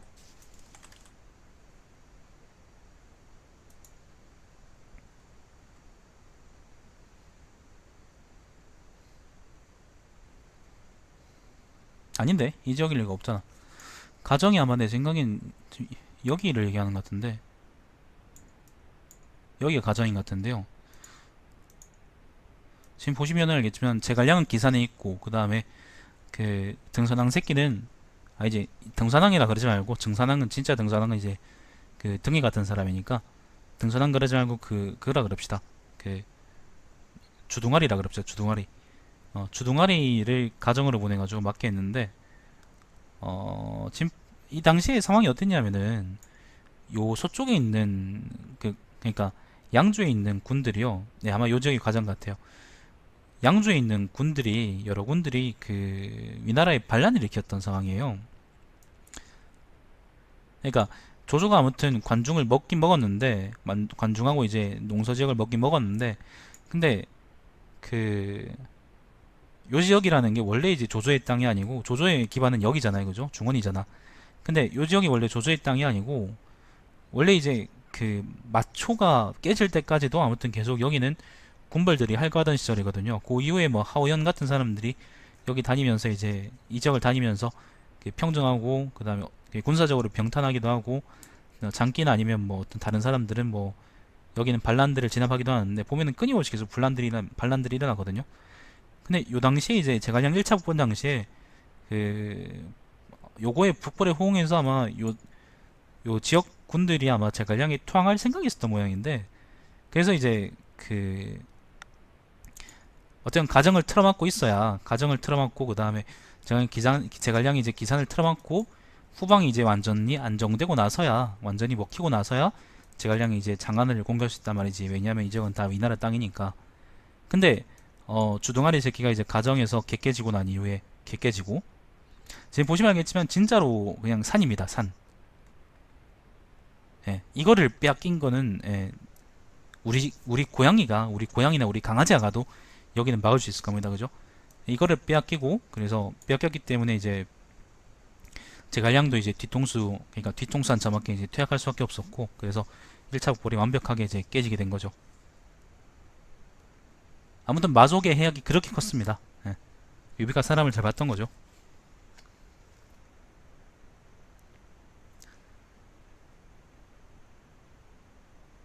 자, 아무튼 제갈량 기산에서 출전하자 장합은 특진의 자리에 임명되었고 나아가 각 군사를 지휘해 가정에서 제갈량의 상 대장 마속을 막았다.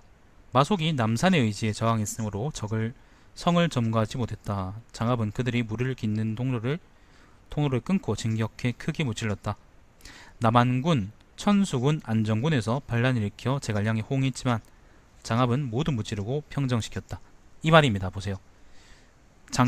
남한군은 어디? 일단 그 안정은 여기입니다. 안정군은 여기고요. 그 다음에 남한군은 여기고요. 천수군은 여기에요. 그러니까 이 3군이 지금 반란을 일으키려고 그랬단 말이에요. 그럼 어떻게 되냐면 옹주 전체가 지금 그러니까 옹주의 3분의 2 이상이 지금 제갈량한테 들어오는 거란 말이거든요. 그럼 이제 1차 북불도 진짜로 한번 해볼만 했다는 거죠.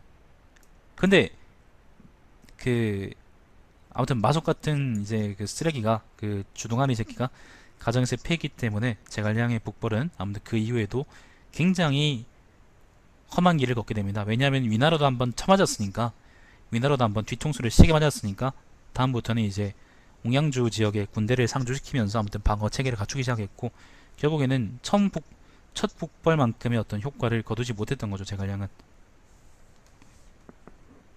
삼국지 좋아하는 사람들이 마속을 두고두고 까는 이유가 있습니다, 여러분. 응. 피시주의자 같은 새끼들이죠. 응. 자, 더 말할 가치도 없다. 자, 초해가 조서를 내렸다. 역적 제갈량은 파와 촉의 병사들을 인솔해 맹호 같은 장합의 군대와 맞닥뜨렸다. 장합 장군은 갑옷을 걸치고 날카로운 무기를 잡고 가는 곳마다 공격해 평정시켰으므로 짐은 그대를 진심으로 가상히 여긴다. 시급 1000호를 더해서 이전곡과 합쳐 4300호가 되게 하라. 사마이가 형주에서 수군을 훈련시켜 면수를 따라 장강으로 들어가 오나라를 토벌하려고 했으므로 장합에서 관중의 군사들을 장합에게 관중의 경사들을 지휘해서 형주로 가서 사마이의 지위를 받도록 했다. 네, 요 군대를 옮겨가지고 그 형주로 옮겼다라는 겁니다. 장합이 형주에 도착했을 때는 마침 겨울이라 강물이 얕았으므로 큰 배가 갈 수 없었기 때문에 돌아와 방성에 주둔했다. 제갈량은 다시 출전해 진창을 맹렬히 공격했다. 자, 제갈량이 다시 왔습니다. 진창은 여기입니다. 보시면 알겠지만은 제갈량은 물론 여기가 이제 사람이 안 사는 곳이에요. 여기는 그 여기를 우리가 질령산맥 그러던가 아무튼 엄청 큰 산맥인데 지금 보시면 알겠지만은 뭐 여기가 길밖에 없긴 하지만은 제갈량은 항상 장안의 지척까지 갔던 거예요.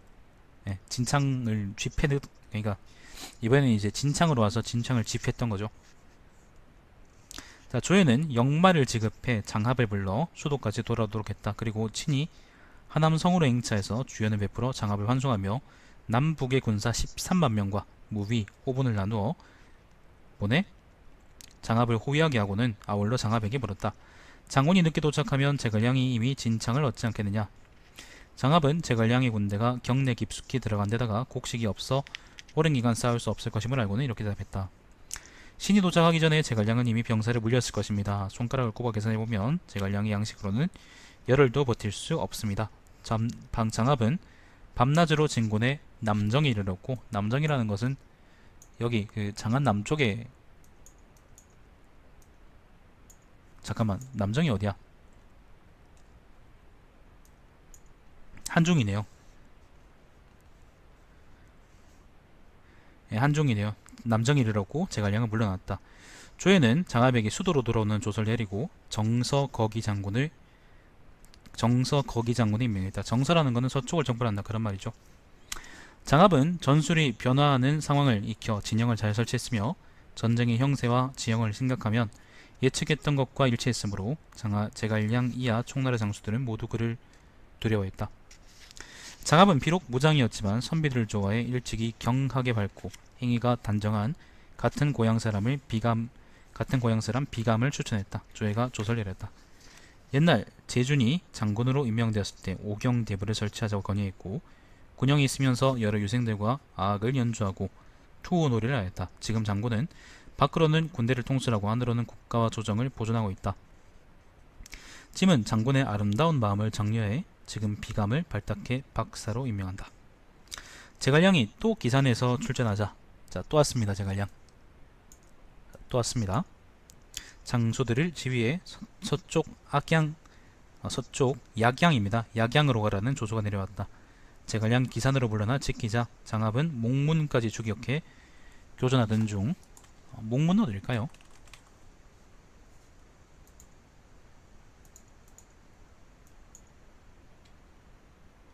여기네요. 여기가 목문이네. 목문도가 그거구나. 목문 섬이 아니고 그거구나. 그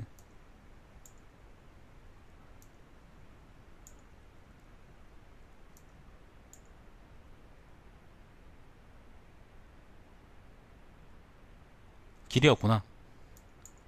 아, 그리고 미안합니다. 내가 지금 뭘 착각한 모양인데? 기산이 여기가 아니고 여기였구나. 네, 기산이 여기가 아니고 여기네요. 기산이 두 개였네.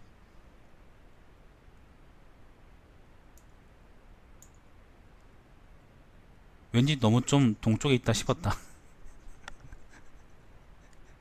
자, 아무튼 기산으로 출전했다는 거는, 죄송합니다. 제가 지금 굉장히 큰 착각을 했는데 기산으로 출전했다는 거는 한중에서 여기로 왔다는 거지 한중에서 여기로 온 게 아닙니다. 자, 아무튼 목문도입니다. 목문까지 왔을 때, 네,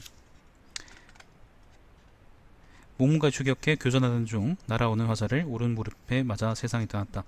시호를 장후라고 하고 아들 장웅이 자기를 계승했다. 장합은 앞뒤로 몇 차례 전공을 세웠으므로 조예는 장합의 시급을 분할해 네 아들을 열후에 봉했으며 작은 아들에게 관내오 자기를 내렸다. 라고 합니다. 여기까지가 장합이고요. 그 다음은 마지막입니다. 서황입니다. 서황.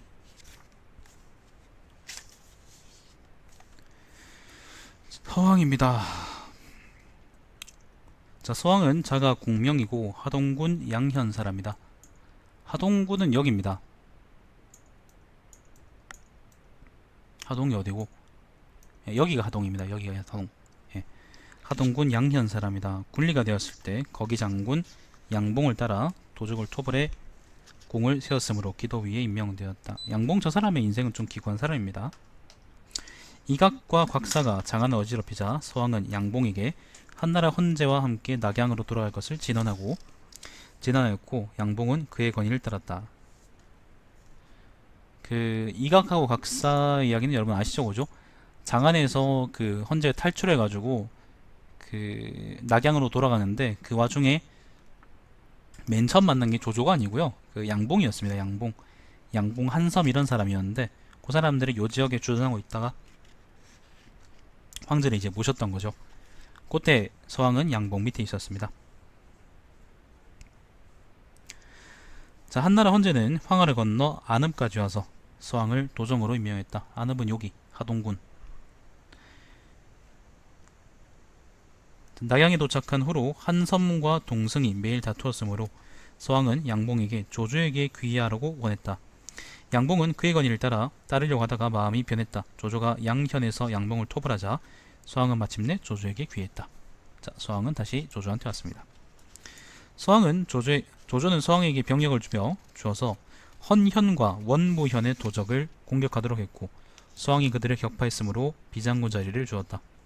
여포 정벌에 따라가 별도로 여포의 대장 조서, 이추 등을 항복시켰고 여포 정벌이라는 것은 뭐 그 서주에서의 그 싸우는 걸 의미하겠죠, 그죠? 만총은 나중에 따로 열전이 있지 않을까? 사환과 더불어 한해에서 해구를 죽였다. 한해는 여기죠. 한해는 요 지역을 여적을 한해라 그럽니다. 요 지역. 자, 조조를 따라 요비를 정벌하고 또 알량을 정벌해 백마현을 함락시키고 연진으로 병사를 나가게 해서 문추를 격파해 편장군에 임명되었다. 이거는 관도 싸움인데요. 백마는 보자. 백마가 어디야?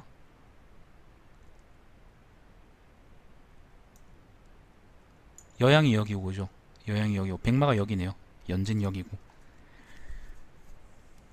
자, 조홍과 은강의 도적 축비를 공격해 못질렀으며 또 고시에서 사환과 함께 원수의 몰자를 수송하는 수레를 공격해 공을 많이 세워 도정 회봉해줬다. 조조가 업성을 포위한 후 한단을 공격해 무찔렀다. 역양의 혈령 한범이 거짓으로 성을 바쳐 투항하는 척하다가 다시금 성을 지키며 저항하자 조조는 그를 공격했다. 서왕을 보내서 서왕은 도착한 후 성 안으로 화살을 쏴서 한범에게 일의 성패가 가져올 특실에 관해 논했다. 한범은 후회했고 서왕은 그를 항복시켰다. 자, 그 후 서왕은 조조에게 말했다. 원이라는 거는 원담하고 원상을 의미하죠. 원희는 나오지도 않네요. 자, 이원은 아직 무너지지 않았고 항복하지 않은 여러 성은 귀를 기울여 듣고 있습니다. 오늘 역양을 멸망시킨다면 내일은 모두가 죽음을 각오하고 지킬 것이니 하복이 평정된 날이 영영 오지 않을까 두렵습니다. 본컨대 공께서 역양을 항복시켜 여러 성에 보이신다면 각지에서 모두 투항할 것입니다. 역양이 어디일까요? 역양.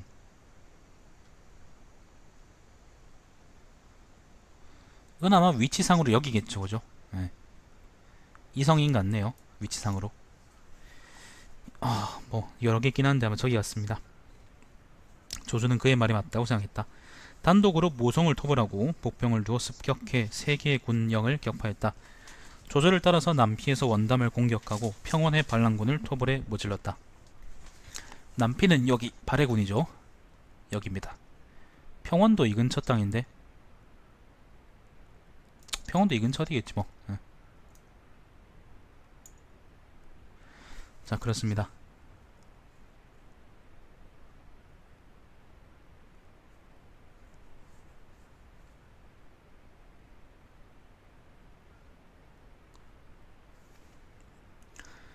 자, 평원의 반란군을 토벌해 무찔렀다. 조조를 따라 답돈을 정벌했으므로 횡리아장군으로 임명되었다. 조조를 따라 형주를 정벌하고 단독으로 번성에 주둔해 중려, 임저, 신성에, 선성입니다. 선성의 도적을 토벌했다. 또 한진에서 만총과 관우를 토벌하고 조인과 함께 강릉에서 주위를 토벌했다. 자, 북쪽에서 막 싸우다가 이번에 갑자기 형주로 이동했네요. 네, 형주를 이용했습니다. 자, 건한 15년입니다. 서왕은 태원의 반역자를 토벌하고 대릉을 포위했다. 태원은 여기입니다. 태원은 여기입니다. 예. 대릉을 포위했다. 대릉은 여기네요. 자, 그것을 함락시키고 적의 우두머리 상요를 참수했다. 한수 마초 등이 관우에서 관우라는 거는 그 자존심 말고 관우가 여기입니다. 그 관중지역이란 걸 의미하죠. 자, 관우에서 관중이 아니고 그 관중의 여기 서쪽 요 지역 양주를 의미하죠. 자, 관우에서 반란을 일으키자 조조는 서왕을 분음에 주둔시켜서 하동을 달리 안정시키도록 하고, 분음은 어디일까요? 분음이 어디일까요? 아무튼 분음 어딘지 모르겠는데 하동 지역을 아무튼 그러니까 여기서 마초하고 이제 한수등이 반란이 일으켜가지고 장안도 먹히고, 그리고 조조군대는 이제 동관까지 물러난 상황이었는데, 하동이 만약에 반역하게 되면은 또 한 차례 훨씬 더 물러나야 되는 거니까 요 지역을 지키겠다 그런 말이겠죠. 소와 수를 내려 서왕의 선조의 묘에 올리도록 했다. 조조는 동관까지 와서 황하를 건널 수 없음을 걱정해 서왕을 불러 물었다. 서왕이 말했다. 공께서 이곳에 병력을 과시하는데도 적이 다시 별도로 병사를 보내 포판을 지키지 않는 것을 보면 그들에게 모략이 없음을 알 수 있습니다. 지금 신에게 정예 병사를 인솔하게 해서 포판진을 건너 우리 군을 위해 앞에 진영을 설치하고 적의 배후를 끊도록 하면 적을 잡을 수 있습니다. 조조는 말했다. 조조는 동관에 있었고요. 포판은 여기입니다. 이걸 건넌다는 거는 하동에서 이제 여기를 건너가지고 이제 마초군을 뒤통수를 치겠다, 그런 말이죠. 서왕에게 보병과 기병 4,000명을 인솔하게 해서 포판진을 건너게 했다. 참호와 울타리가 아직 완성되지 않았는데 적 양흥이 밤에 5,000여 명의 보병과 기병을 이끌고 와서 서왕을 공격했다. 서왕은 그들을 격파했고 조조군대는 물을 건널 수 있었다. 마침내 조조는 마초 등을 무찔렀으며 서왕은 하우현과 함께 유미, 견 등 저족을 평정한 후 조조와 안정에서 만났다. 마초가 깨지고 조조하고는 여기 안정이 어디냐면은 여기서 만났다라는 겁니다.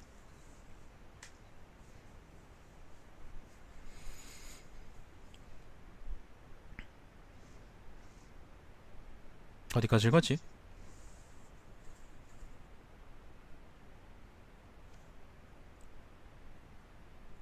뭐야? 갑자기 왜? 조조는 업성으로 돌아와 서왕의 기병에서 하우현과 함께 녹, 가양 등 남아있는 도적을 평정하도록 했다.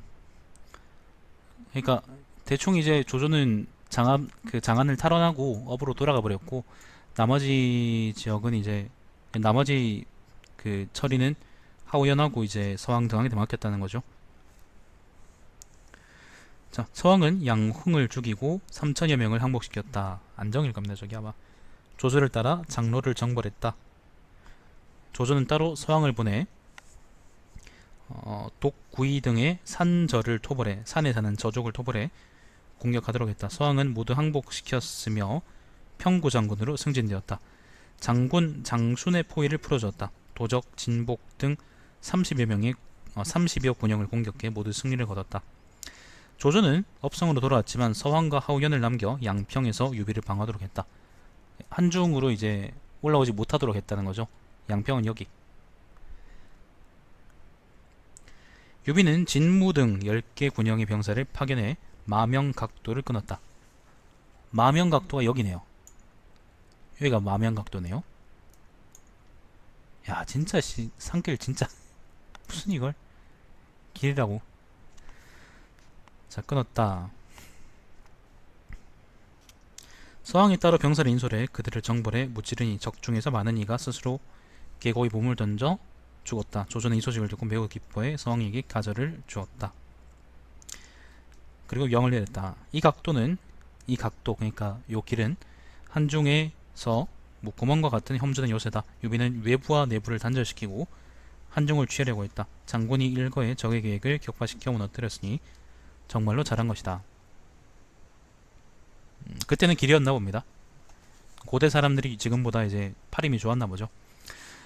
자, 조조는 친히 양평까지 가서 한중의 여러 군사들을 인솔해 돌아왔다. 자, 조조가 직접 왔습니다. 그리고 유비한테 개깨지고 장안으로 퇴학해버리죠. 자, 또 서왕에게 조인을 도와 관우를 토벌하게 하고 완성에 주둔시켰다. 자, 그리고 서왕은 그 형주를 보내버리고요. 완이라는 건 여기죠. 남양입니다. 마침 한수가 갑자기 불어났으므로 우금 등이 물에 빠졌다. 관우가 번성에서 조인을 포위하고 또 양양에서 장군 여상을 포위해서 공격했다.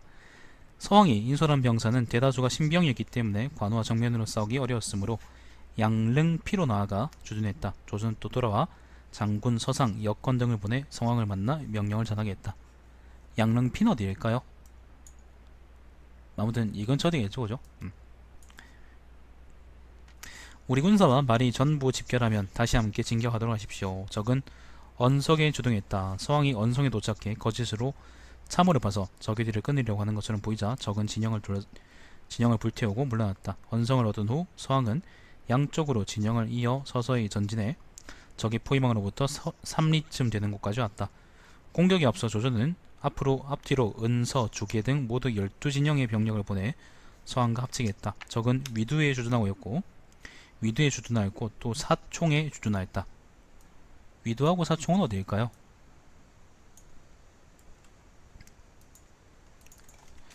사총 안 나와있군. 이 근처 어디겠죠 뭐. 서왕은 일부러 큰 소리로 위두의 진영을 공격하라고 하고는 몰래 사총을 시작했다.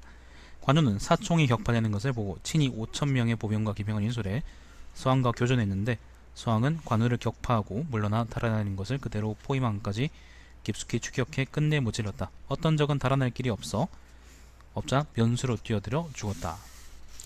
자, 서왕이 번성이 포위를 풀고 조인을 구했습니다. 조조가 포고령을 내렸다. 적의 포위망과 참호와 방책은 10겹이나 되는데 장군은 일거의 승리를 얻어 마침내 적의 포위망을 부수고 많은 적을 베었습니다. 나는 용병한 지 30년이 되었으며 고대에서 군대를 잘 다루는 자를 들었지만 곧바로 적이 포위망 안으로 뚫고 들어간 자는 없었습니다. 하물며 번성 양양이 포위된 상황은 여와 증묵보다 심했습니다. 여와 증묵은 이제 제 나라가 아기 때문에 이제 망할 뻔한 걸 얘기하는 거죠. 장군의 공로는 춘추시대 손무 병법바인 사마양저를 뛰어넘는 것입니다. 물론 그렇지 않습니다. 서왕은 부대를 정돈해 마피로 돌아왔고 조조는 성박 7리까지 나와 영접하며 술을 마련하고 성대한 연회를 열었다. 조조는 술잔을 들어 서왕에게 술을 권하고 그를 위로하며 말했다. 번성과 양양을 보존하게 된 것은 장군의 공로입니다. 당시 모든 군대가 이곳에 모였고 조조가 각 진영을 순시했는데 다른 진영의 병사들은 모두 대열을 벗어나 조조를 보려고 했지만 서왕의 군영만은 정돈되어 있었고 장수들은 대열에 서서 움직이지도 않았다. 조조가 칭찬하며 말했다. 서장군은 전한의 명장 주하부의 품격이 있습니다. 주하부는 범증입니다. 범증.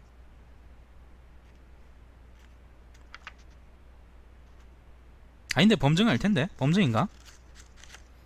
자, 아무튼 조비가 왕위에 오른 후 서왕은 우장군이 되었고 녹향후로 승진했다. 조비가 제위에 오르자 양후로 승진했다. 하우성과 연합해 상용에서 유비를 공격해 무찔렀다. 상용은 어디냐면요,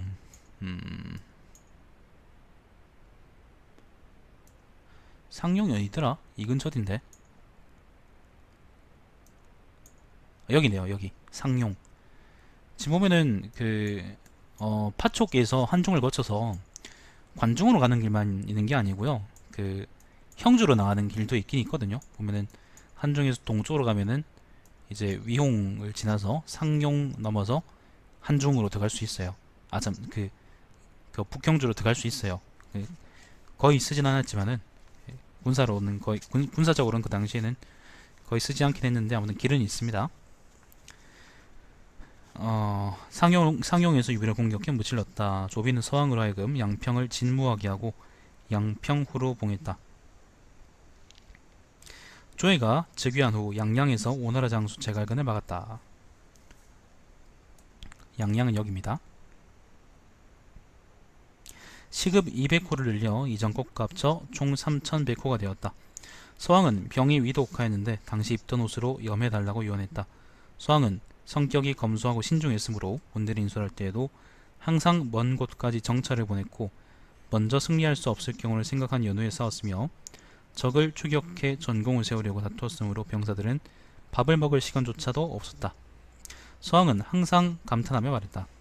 옛날 사람들은 명군을 만나지 못할까봐 걱정했지만 나는 오늘 다행히 명군을 만났으니 공을 세워 보답을 해야지. 어찌 사사로운 영예를 추구할 수 있겠는가. 그리고는 끝까지 주고받는 것을 넓히지 않았다. 주고받는 것을 넓히지 않았다는 것은 사사롭게 이제 파당을 만들지 않았다 그런 말이겠죠. 지금 바른정당처럼 말이지. 연희에서는 이런 뛰어난 장군을 그 어디서 상용에서 이제 그 맹단한테 화살 맞고 죽은 걸로 그냥 처리해버렸죠. 기가 차지. 자, 태화 원년입니다. 죽었으며 시호를 장후라고 했다. 아들 서계가 자귀를 이었다. 서계가 죽자 아들 서패가 자기를 이었다. 조에는 서왕의 시급 중 일부분을 나누어 서왕의 자손 12명을 열후로 봉했다. 이전에 청하 사람 주령은 원소의 장군이 되었다. 조조가 도겸을 정발할 때 원소는 주령을 보내 세진령의 병사들을 지휘하여 조조를 돕도록 해서 싸움에 공을 세웠다. 원소가 파견한 장수들은 전투가 끝난 후 모두 원소의 진영으로 돌아갔는데 주령이 말했다. 나는 많은 인물을 관찰했지만 조공 같은 사람은 없었습니다. 이분은 진정 현명한 군주입니다. 나는 지금 현명한 군주를 만났으니 또 어디로 가겠습니까? 그래서 가지 않고 남았다. 주령이 이제 그 투항한 이야기라고 있죠.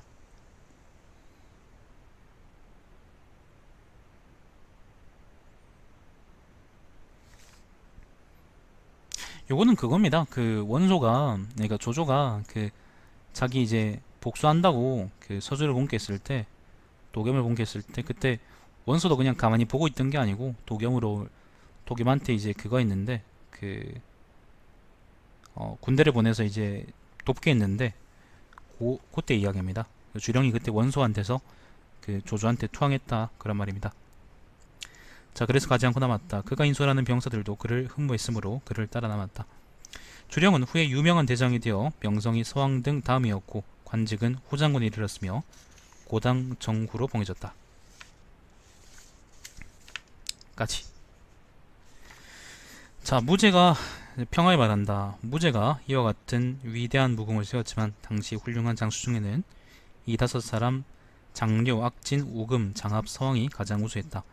우금은 가장 강인하고 위험이 있었지만 죽을 때까지 지킬 수 없었다. 장합은 변화에 교묘하게 대처해서 이름을 날렸고 악진은 용감성과 과단성으로 명성을 떨쳤지만 그들의 사적을 살펴보면 전에 들은 것과 부합하지 않는다. 간혹 설명이나 기록이 누락된 것이 있어서 장료와 서왕처럼 상세하게 갖추지 못했다 라고 했습니다. 뭐 제가 뭐 따로 평할 게 뭐 있겠습니까? 최고의 장군들인데 여기까지입니다. 여기까지가 그 장악우장서전입니다. 장악우장서전. 장료, 악진, 그 다음에 우금, 장합, 그 다음에 서왕 요렇게. 자, 방송을 종료하면서 일단 분명히 말씀드릴 게 있는데 주령은 잘 모르겠어요. 늙어 죽었을걸? 내가 좀 분명하게 말씀드릴 게 있는데 제가 이제 방송 내내 착각했습니다. 기산 위치를 여기도 지금 기산이 있고 여기도 기산이 있어요. 여기도 기산이 있습니다. 근데 지금 그 제가 제갈량이 기산으로 출전했다 그럴 때 그 기산을 제가 계속 이제 여기 있는 기산으로 얘기했는데 이 기산이 아닙니다. 여기 있는 기산입니다. 제가 그리고 요 기산으로 끼워 맞추면서 기록들을 끼워 맞추면서 그 경강부위한 것도 있고 그렇긴 합니다만은 그거는 제가 이제 잘못한 거고 분명히 요쪽 기산이니까 이거를 이제 절대 여러분이 착각하지 마시고 제 것 때문에 그러니까 지금 영상을 또 따로 하나 만들어 가지고 요 영상 앞에 이제 붙이긴 할 건데 혼동하지 말라고 그래도 혹시나 해서 마지막에 또 말미에 붙입니다. 기사는 여기지 여기가 아닙니다. 착각하지 마세요. 내가 좀 했어. 내가 좀 그 기사는 여기 있는 위치로 이제 잡고 이제 설명하려다 보니까 조금 이제 뭐 끼워 맞춘 게 있긴 한데 뭐 근데 그거는 그렇다 치고요. 일단 기사님 위치만 비정되면 되는 거니까. 실수했으니까. 근데 이게 큰 실수거든요. 예를 들면은 뭐 관도의 위치가 예를 들면 뭐 여기가 아니고 여기였다 그러면은 아 씨발 그럴 수도 있겠네, 착각할 수도 있겠네, 그렇게 하겠는데, 근데 기사는 정말로 이 중요한 위치라 가지고 내가 좀 확실하게 그 틀렸다라는 걸 얘기하고 가고 싶습니다. 여기가 기산입니다. 천수에 있는 기산이지 장안에 있는 기산이 아닙니다. 자, 여기까지 하겠습니다. 시청해 주셔서 감사드리고 제 방송은 유튜브에 달마시안TV에서 다시 보실 수 있겠습니다. 이따가 대항이 탈 것 같은데 이따가 그럼 다시 뵙도록 할게요.